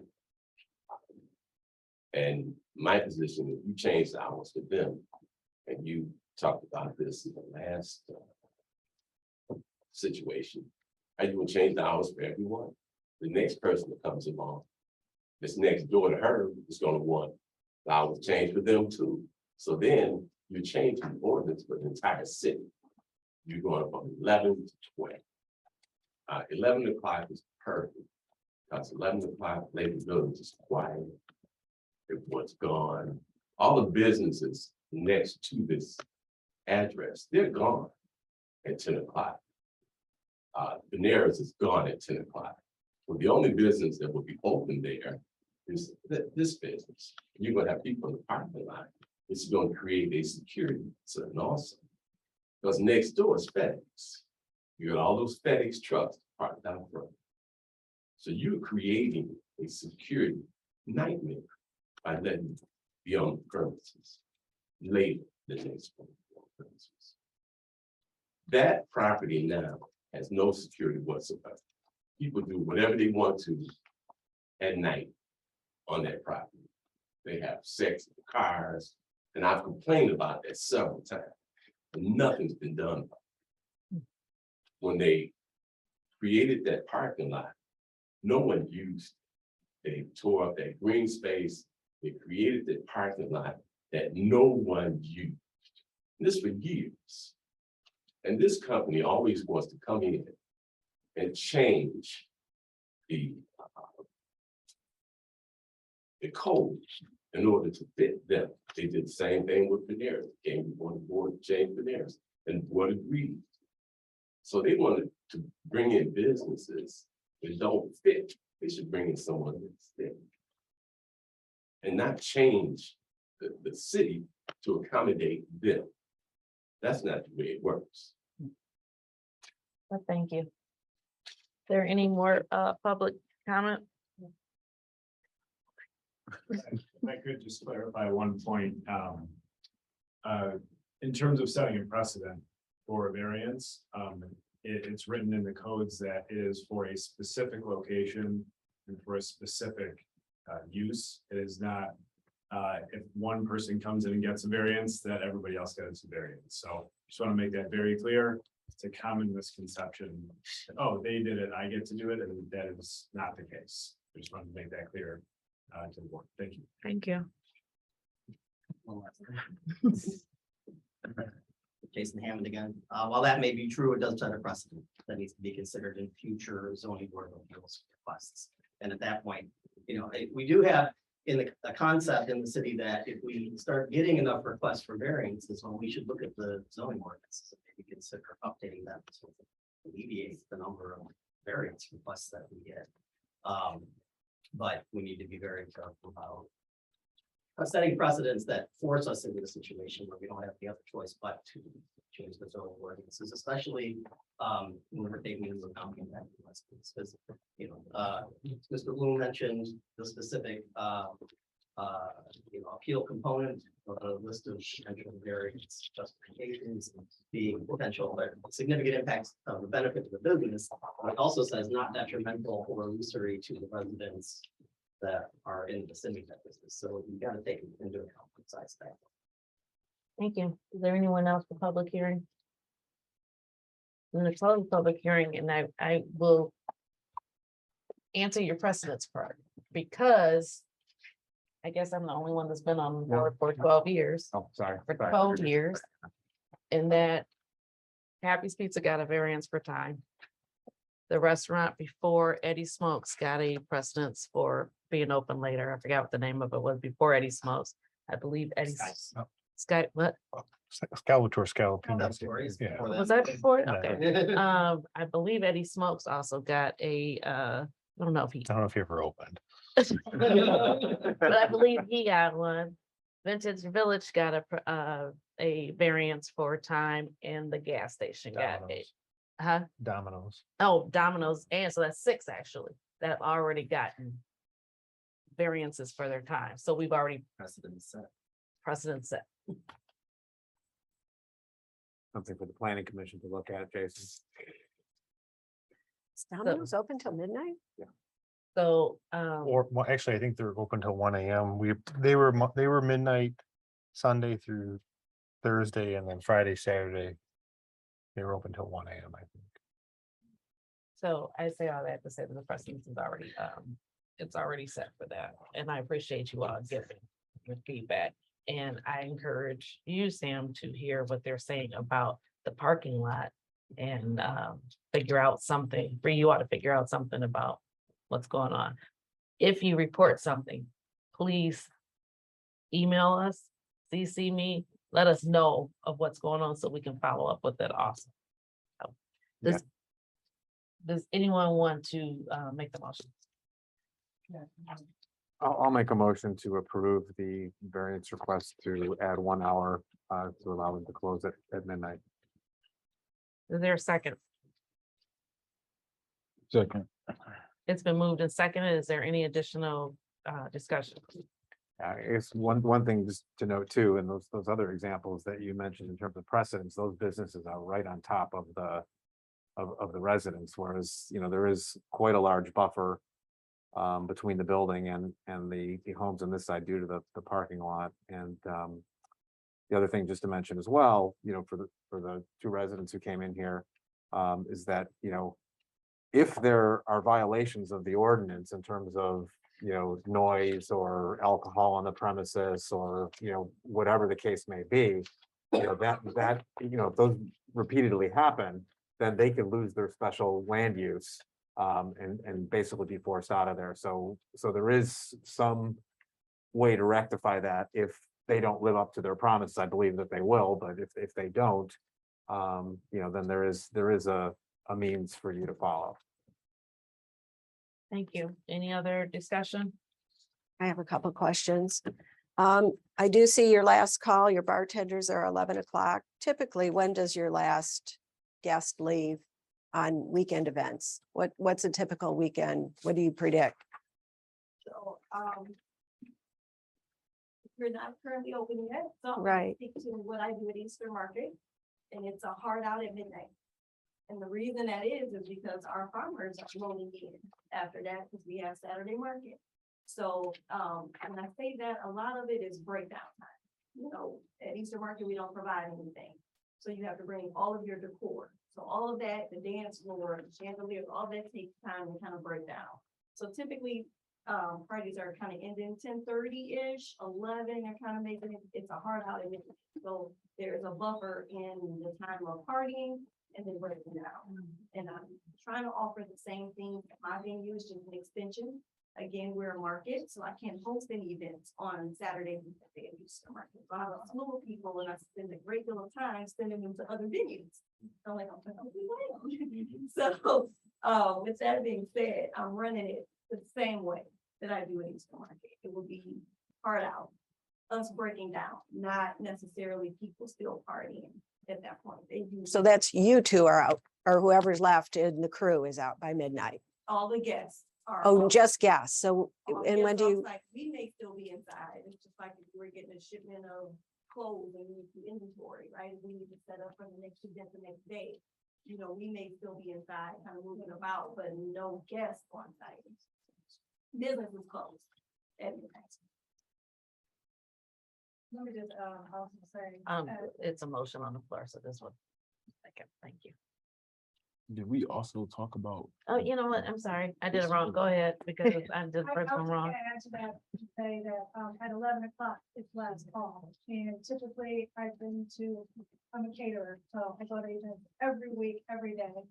And at 11 o'clock, when you call last call, people are kind of wrapped it up, getting their coats on, and they're thinking, okay, it's time to go now, it's last call. Yeah, you'll have those one or two, like, oh, let me get my last drink or whatever, but it's pack it up and move on. We're ending the party at that time, so we're just trying to move the process along. So we're not gonna let anybody stay.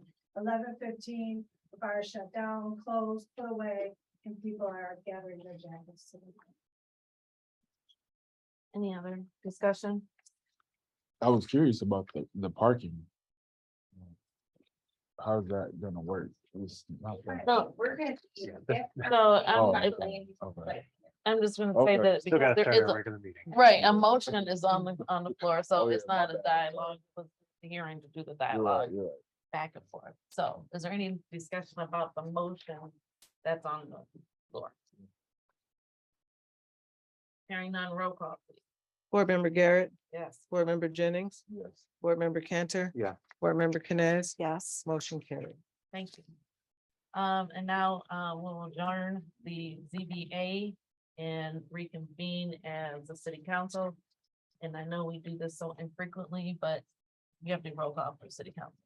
Or can we take one little break? Let's just jump right into consent. Oh, you want to take a break? We can take a 5-minute break. Sure. Just to say, I think we have everybody back here. Okay, good. Okay, so now we're going to reconvene as the city council. And I would ask the city clerk to take roll call, please. Mayor Garrett, Here. Mayor Pro Tem Cantor. Here. Board Member, I'm sorry, Council Member Jennings, Present. Council Member Canes. Here. Madam Mayor, you have a quorum. Thank you. And now we'll open up for public comment for items on the agenda. You have 3 minutes, and just to reiterate, what we've talked about before is that it's only 3 minutes. It's not a dialogue between council or staff. And that's it. So is there anyone who would like to speak for 3 minutes? Can't find Zoom people on Zoom in the audience for things that are on the agenda this evening. Okay, we'll go. I need to have a motion for approving the consent agenda. Make a motion to approve the consent agenda. Second. It's been moved and second. Is there any discussion? Yes, it wouldn't be. Roll call, please. Councilmember Jennings, Yes. Mayor Pro Tem Cantor. Yes. Councilmember Canes. Yes. Mayor Garrett, Yes, motion carried. thank you. Skipping down to action item number 9, or the only action item, excuse me.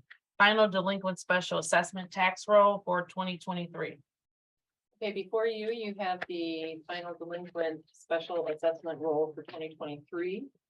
The amounts owed for each of the special assessments at this time, and I'm sorry I put that after Yeah, I the wondered. listing. I didn't correct that when I posted it in there, but it is on page 113 of your packet if you're looking for the memo. So for 2022, water sewer is $222,282.92. For 2021 sidewalk program is $51,360.63. For the 2022 sidewalk program is $83,469.41.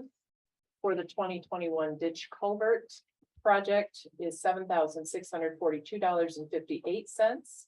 For the 2022 ditch and culvert project is $28,052.84. For the 2022 nuisance cuts is $5,148.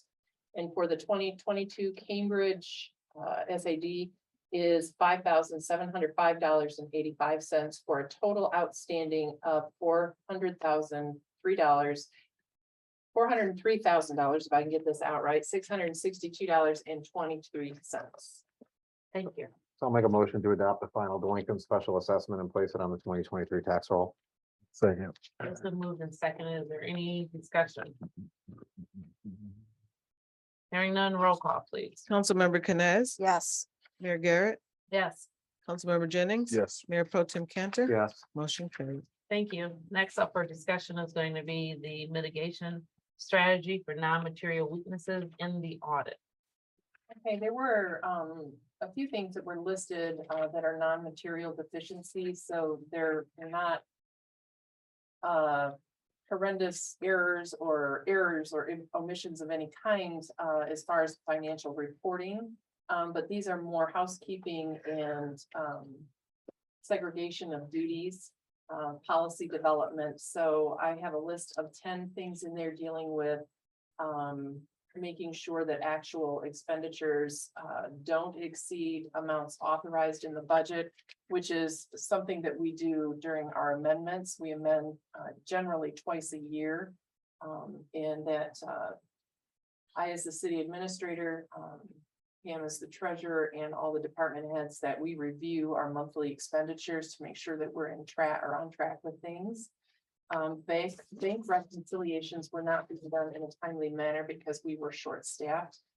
So part of addressing that has been to hire additional staff. And the goal was to get the bank reconciliations done within 45 days. Of course, we have another vacancy, so we're trying very hard to stay within that time frame.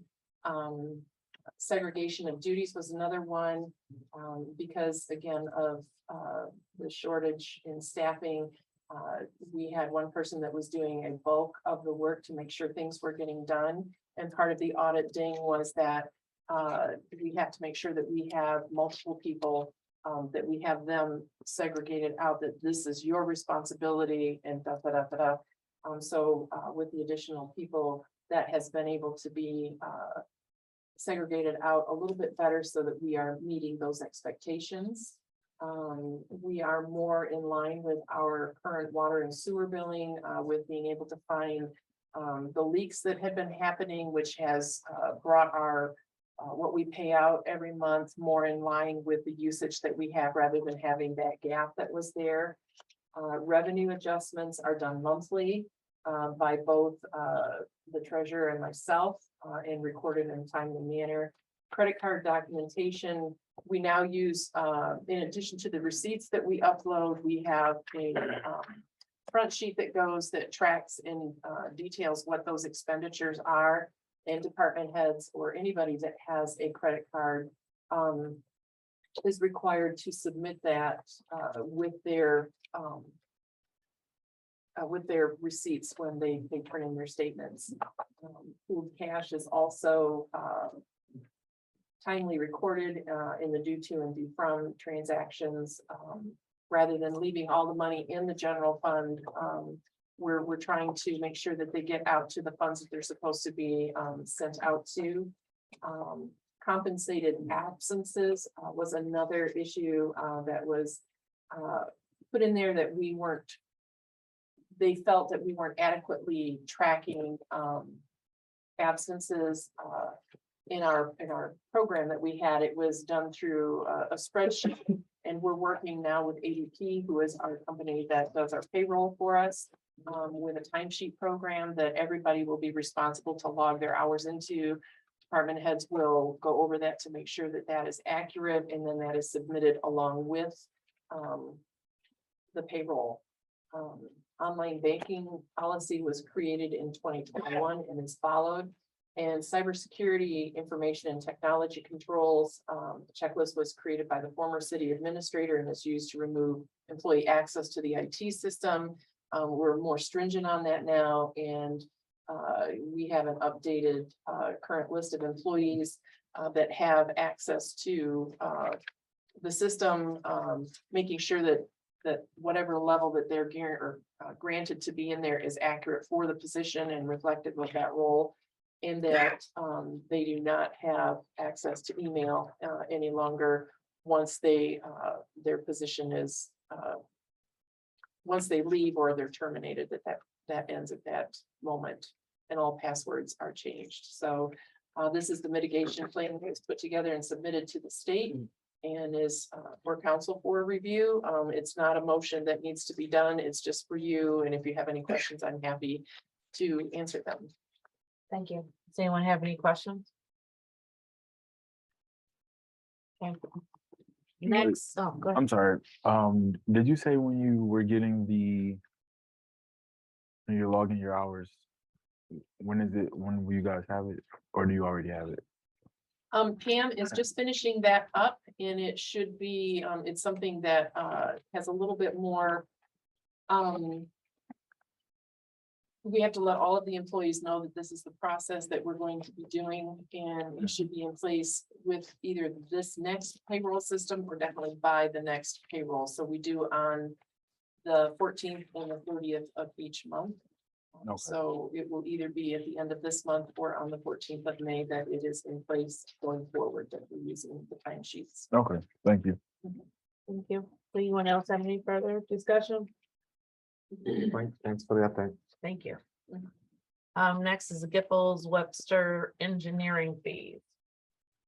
So questions were raised about the amount of money that has been spent on our engineering firm that we contract with. And Giffels Webster submitted their billing or client invoice register from 6/30 of 2020 to 3/21 of 2023. I went through and I also submitted to you a spreadsheet that I had taken the actual, I believe I sent that to This one? you. Separately, I emailed that to you, a spreadsheet where I took the invoices that we have paid out from that same time frame. When I first just downloaded that, it was very all over the place. So I took that and put that into an Excel spreadsheet, just exported it, and then I matched every invoice that was on there to show that this is the amounts that we have been paying. I think I have a $12,000 difference between the numbers, and it's simply because I may have something classified differently that shows up that maybe they didn't have classified as the same, but everything has been matched up in there. And I know questions were raised that there's concern over work that's not getting done. And I just wanted to say in this, if you look through this, there is a lot of work that is being completed by Giffels Webster. We have our road projects that have been done in 2020, 2021, and 2022. We're working on 2023 now, or I'm sorry, 21, 22, and 23 that we're working on. We have had a lot of water main projects that have been completed, hydrants that have been addressed, gate valves that have been addressed, water or sewer lines that have been lined and televised. Well, they're televised first and then lined. And a lot of ditch and culvert work that was done as part of our street projects and sidewalk replacements. So we have had a lot of projects that they have been doing, and it takes time and effort for them to develop those plans, and there's a cost for that. So the costs that they have submitted are justified and have been approved by council. And I just wanted to give you this information. So if you have any questions, you can ask about it. But there are a lot of things that are getting accomplished, good things in the city. So So the I'm one- happy to answer any questions. So it's about 1 million, not 1.7 million as has been stated Right. Yeah. Yes. for the 2 years. Well, yes, and there are other things that are included in there, such as work with the DDA and other planning. They do provide our planning review for us here, so that's additional, and I did have that in the spreadsheet, so that was broken out. But this is just a little over 1 million. Thank you. Does anyone have any questions? No. Okay, next is the text communication option. Okay, I have presentation that is here, and I actually have Ally Cantrell that is on there. So Ally, if you can hear me and want to unmic or unmute yourself, if you are able to do that, that would be great. She has a presentation that she's going to share with us, and we'll need to be able to share her screen. And Ally, I will turn it over to you. I don't know if you can, Susie, if you can change this to where Ally is the speaker, that you can make her where her image is the. Maybe I can adjust that as well. I like that. She's working on it. Oh, no, you don't want to see me. It is. She's working on it. Okay. It should be up under view up there in the top. Next to the participant list. Susie. Okay, it looks like.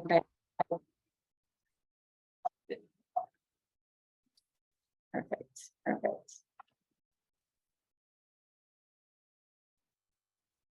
All right. Are you ready for me, Sue? Yep, go ahead. We're still, hang on just a second. Let me see if I can get you.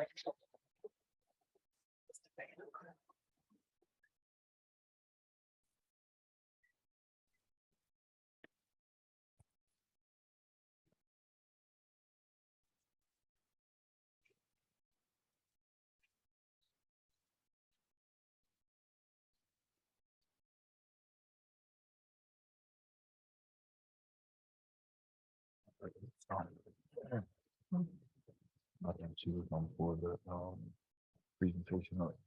Okay, you're good to go. Okay. Hello, everyone. I appreciate the opportunity to be here. My name is Ally. I am with a company called Aptigee. We have been working with cities across the country to help improve communications.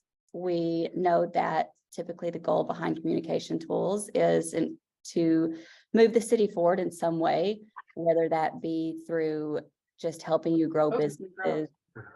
Right. Whether that be to help you in businesses, sorry, there's flags, so I'm getting thrown off hearing myself. Or simply to keep your citizens better connected. So often we know that there exists a gap between citizens and the city officials. It's a struggle sometimes for people to know what's going on. And it's often a struggle for city officials to keep the community updated because we know people are dispersed across a range of platforms. Some people get their information from websites, some people get their information from newsletters, some people rely on Facebook. And so one of the main things we offer is a piece of software called ThrillShare. Let me share my screen with you here. Actually, if you can take your camera off, I'll share my screen and put it there. Because I think that may be causing the lag here. Yeah.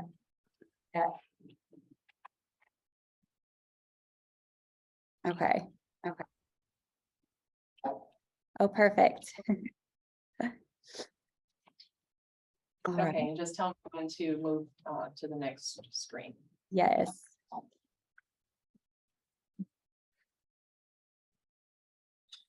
Yeah.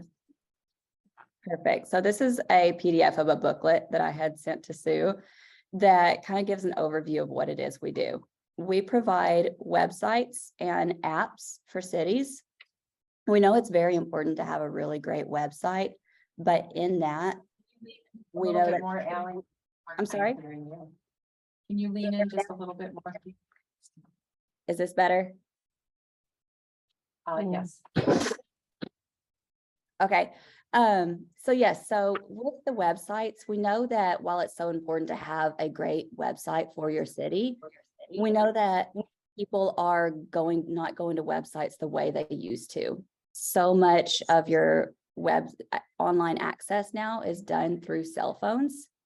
And so what we do is we actually help cities build out a really comprehensive mobile strategy. Part of that involves getting a city app that is a specific app that is just for your city, branded specifically to you. So if you'll scroll down some on this. So with our apps, what you're getting is a really user-friendly place where your citizens can go to get information on news, events. They can easily access city documents like those city council agendas, and even easily see staff directories. Now, the thing about our apps is that they are all native apps. What we don't do is we don't take shortcuts and just redirect you to a website, because we know that no matter how mobile responsive a website is, it's still not always the greatest user experience. Our goal with building out a strong mobile strategy is to help you build your audience. We know that so oftentimes when the information is difficult to find, difficult to navigate to, what happens is people are tapping out, they're losing attention there. And so when it comes to keeping the attention of your audience of your citizens, it's really important to have tools that are very user-friendly. Now, alongside that, we do also provide you with a great website. There's a variety of layouts and everything that you can choose from. And what happens is that all the information that is on that app is also on the website. Now, the way these are updated, a lot of people will ask me if the app feeds the website or if the website feeds the app. It's actually neither. We have a program called Thrill Share. Let's scroll down some, Sue. So here's a little bit more about the great user experience. We also do language translation. Everything on the sites is ADA compliant. Go ahead, Sue. Here's an example of what the website could look like. Very clean, modern design, easy to read. Go ahead. This right here, this is really what we absolutely love. This is what allows the city officials to have a really great user experience as well. We know it can be difficult to jump around to different platforms, whether you're trying to update the website, update that app, or even update your Facebook, other social media pages. So we have a program called Thrill Share. This program allows you to, all from one page, update your website, your app, your social media feeds. There's a feed that actually goes to the website and the app so that people can scroll through there, similar to the way they would with social media, and see the things that are going on. What's really great about Thrill Share is that it allows for a lot of different users to get involved. So it doesn't have to be just, say, Sue doing those updates. You could actually give a profile to your mayor. You could give a profile to city council members. You can give a profile to your Parks and Rec director, to your fire chief, your police chief, so that a lot more staff members can actually take part in getting announcements out to your citizens. Now, you do have the oversight so that even though multiple people can be involved in sharing those updates, you have one person or maybe a couple people who are the moderators that approve or decline those posts. The way the apps are designed is citizens can actually even toggle between different departments and be able to see updates that are coming out maybe just from the police department, or updates just from, say, your public library, or just from the parks department. It gives your citizens one single place to go to, but access to all the information they would need to keep in touch with their city. So that's the overview. So if you want to scroll back up to where the apps are.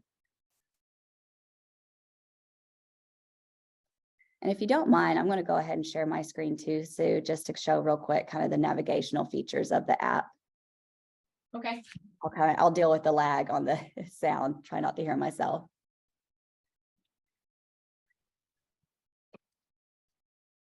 Perfect.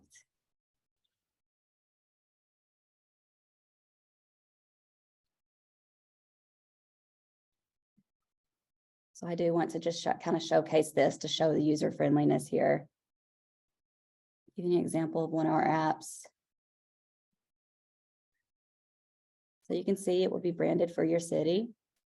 Now, the great thing here, citizens can very quickly scroll events, see what's happening in town. Even clicking into those events, you're not redirected. Everything stays native on the app. And in doing that, you have a lot of different features that are available. So you can quickly share this out with other friends in the community. You can add it to your own calendar. You can even very quickly get maps, directions to that event. Staff directories are easily accessible. A citizen can open up their phone and immediately know the best way to get in touch with their mayor or with their councilman, city administrators. Helps bridge that gap between citizens and their city officials. Even things like those city documents I had mentioned before, really easily accessible. Building permit applications can be downloaded straight from that app. And as I mentioned, these apps do have a feed to them, similar to social media. You can see here on the home page, whenever a citizen comes here for information, they're able to scroll through this and see what's happening in town. Oh, I like that. That's nice. Yeah. Unlike with Facebook, you're not battling algorithms here. There's no comment section. So this is strictly the narrative that the city needs to put out. I'll show you a different app. This one didn't do separate departments, but we have some other cities that opt to do the multiple departments. So you can see here with the city of Springdale, my homepage right now is the mayor's office. But I can come down here, let's say maybe I heard a rumor that there was a fire in town. I can come straight to the fire department's page and see their own live feed here. So now I'm only seeing the live feed that pertains to the fire department.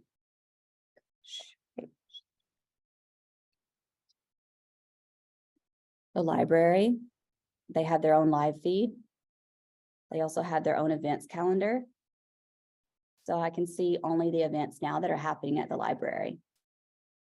And your citizens have a lot of control over how they want to get that information. So I can come in here and I can decide which departments I want to get notifications from.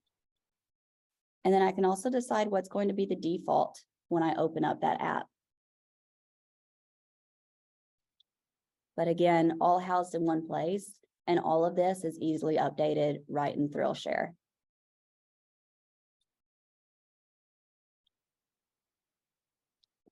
It's a quick overview of the tools. I'm happy to answer any questions that you may have. So I do have a question. So it looks like you would take over our website also? Yes, we fully build out and host the website for you. A website or a separate website, or would you take over the city's website, the existing website? Yeah, the existing website, it's a replacement for that. Yep. And the great thing about it is that, again, it brings everything into one platform. So ThrillShare is not just where you post, your events and your live feed. ThrillShare is the full content management system for that website.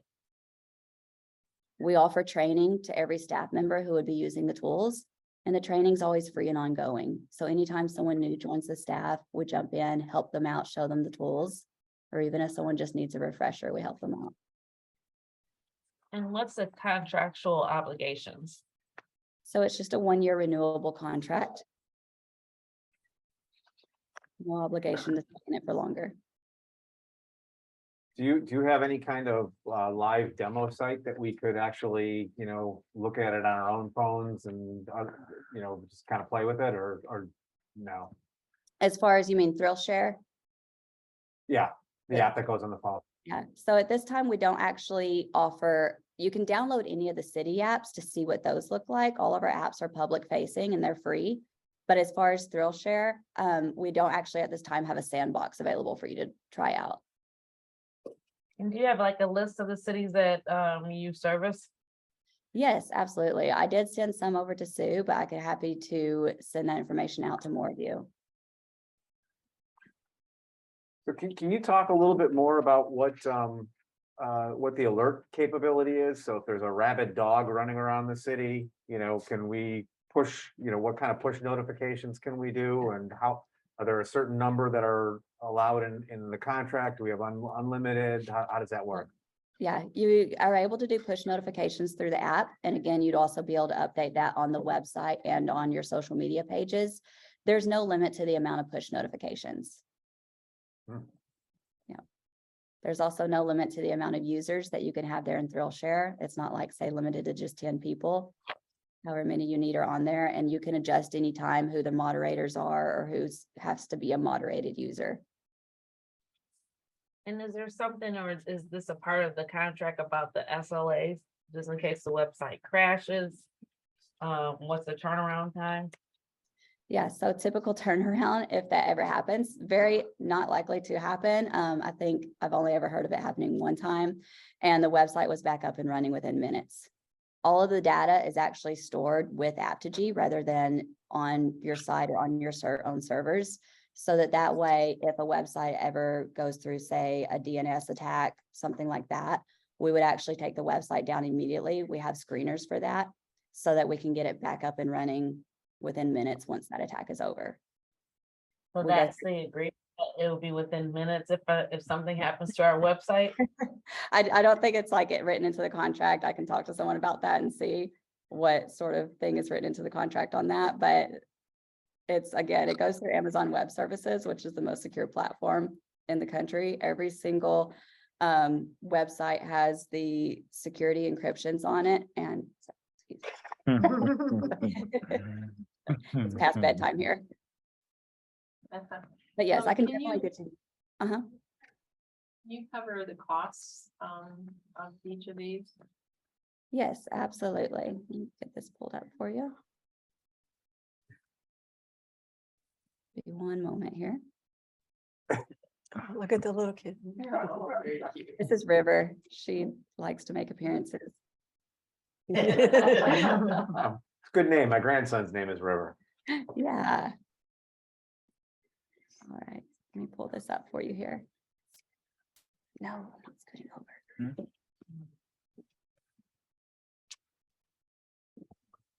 So the pricing, it's very straightforward. There are only two costs associated with the bundle of products. The first cost is your annual price per year, which is $6,200 plus 10 cents a resident. Now we lock that in. We don't come back and take census every year. And then you have a one-time setup cost of $9,500. Now, something I had discussed with Sue, this time of year, we actually start to get really busy during the summer months. The majority of organizations we work with tend to have fiscal years that turn over in the summer. So to give our developers a more spread out workload, get people in the queue sooner, we do offer incentives this time of year. So through the month of April, any city that comes on board gets $3,000 off of that setup cost. So it's just $6,500. And then your annual cost, we will. Sorry, you kind of got soft, the sound kind of got soft again. What did you have to do for the $3,000 off? Yes, so any city that comes on by the end of April, it's $3,000 off. And then what we'll also do is lock in just $6,200 on your annual without adding in that several hundred for the resident charge.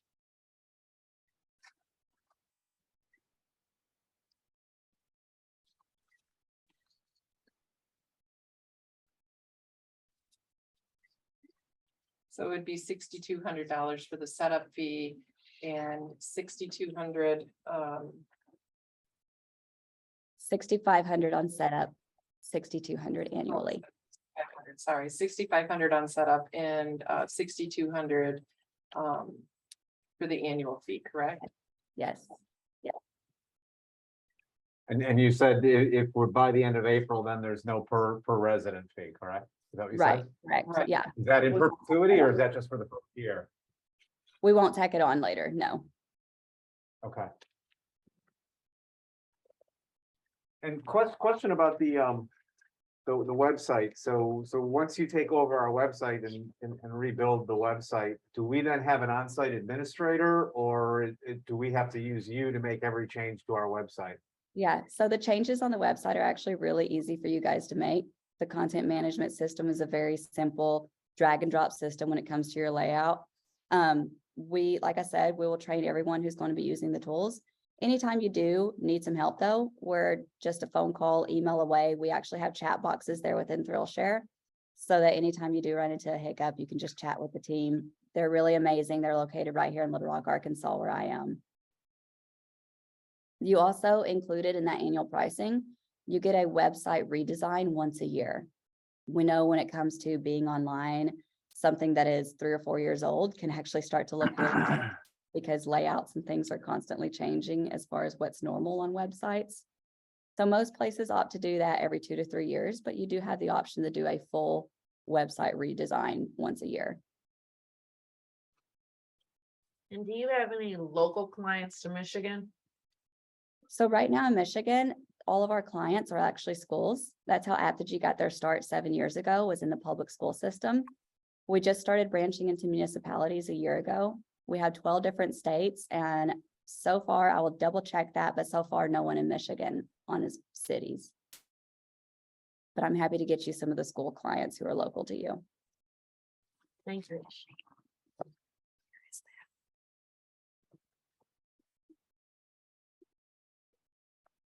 Anyone else have any other questions for? her? Thank you, Ally. Of course. Thank you all so much.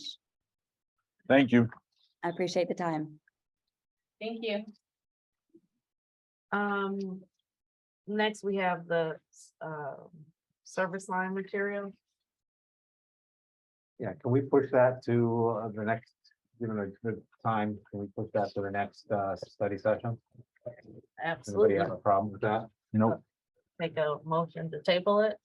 Oh, you don't, I forgot, it's don't not, have it's just to- an add-on, never mind. And there was a little bit additional, in the, text app, stuff that was there. There was the one that was from Text My Gov, Mhm. where the presentation was there last year as well, and the costs, that are there associated with that.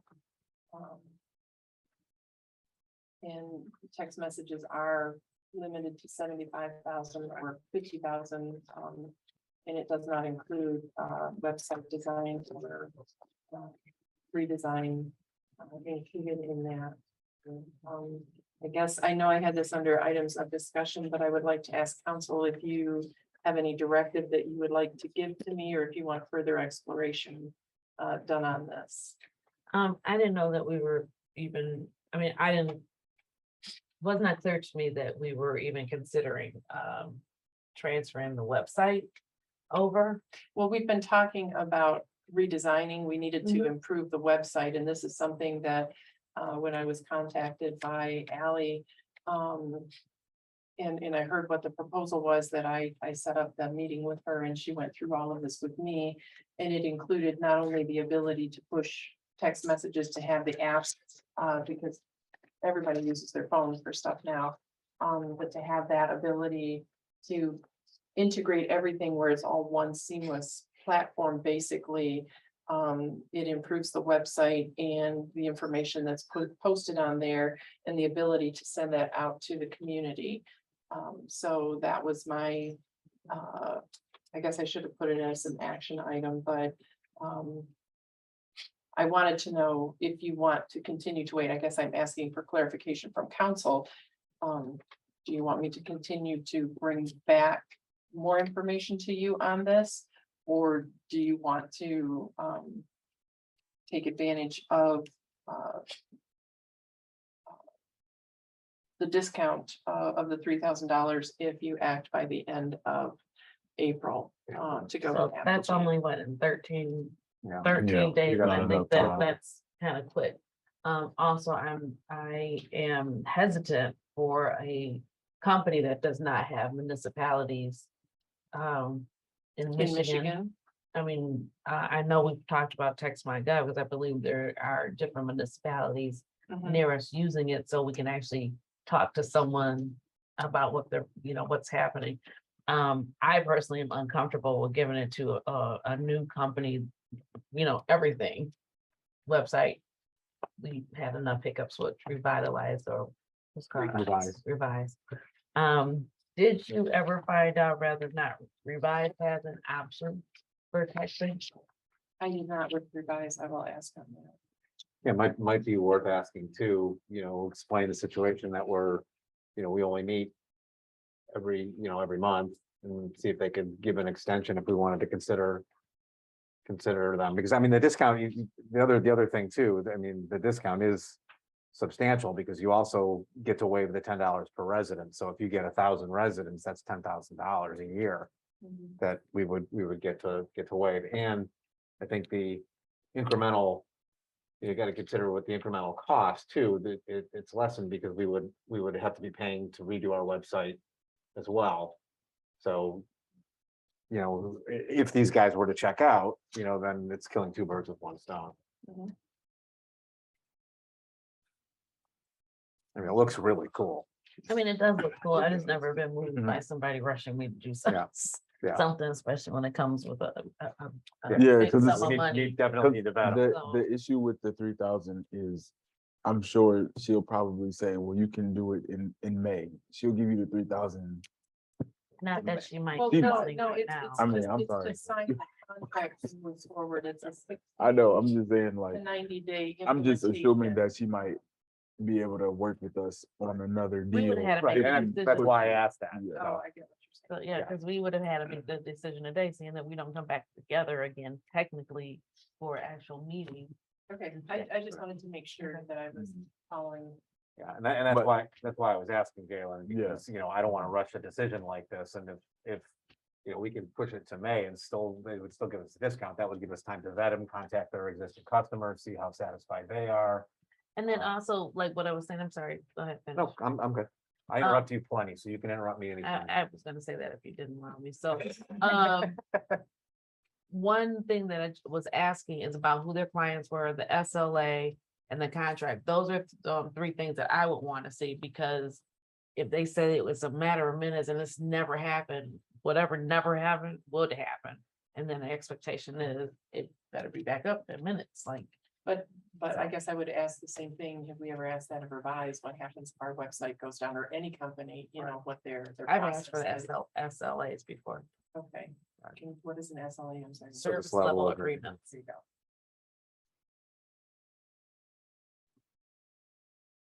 So just, you know, see things like that. And I think the presentation was nice. I think that the website and everything else was nice. But you know, that's how I ended up with a car that I could not drive. Yeah. Or take people with me in the car, I should say. Yeah, definitely don't want to rush it, but it certainly does look cool. Okay, sorry, I just wanted to make sure that I was. okay. So this is another option The text. to this, Mhm. or does this go in conjunction with our existing? No, this is another option that was presented last fall. So, and it doesn't update the website or anything, it's just another push notification. Application there. This one seemed very cohesive and user-friendly. Two big buses.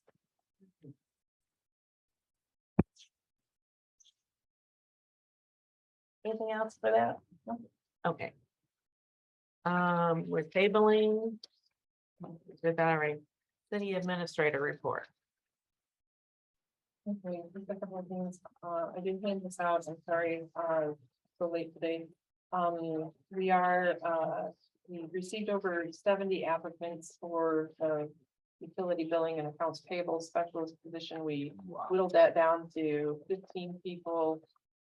Started making phone calls and have been interviewing. Not everybody has responded, but we wanted to see how the interview process is going, and we have several candidates that look like they would be good fits. So we will be making a decision here shortly. We do have a walkthrough the week of not this week, but next week. I want to say, I'm so confused on my weeks right now.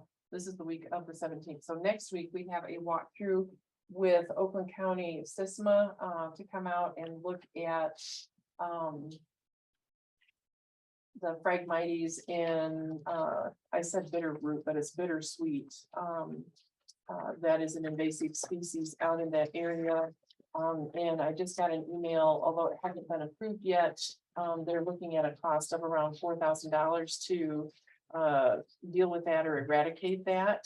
That they would pay for as part of that grant, and they would manage that and everything. The community project funding request, we submitted a request for $3,190,000 through Rashida Tlaib's, Congresswoman Tlaib's office, as one of their 15 community project funding requests, and we were accepted.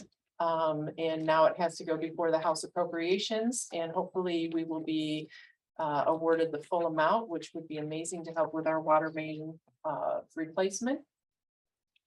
We also did receive a technical assistance grant from Redevelopment Ready Communities, RRC, in the amount of $25,000 to redevelop our website.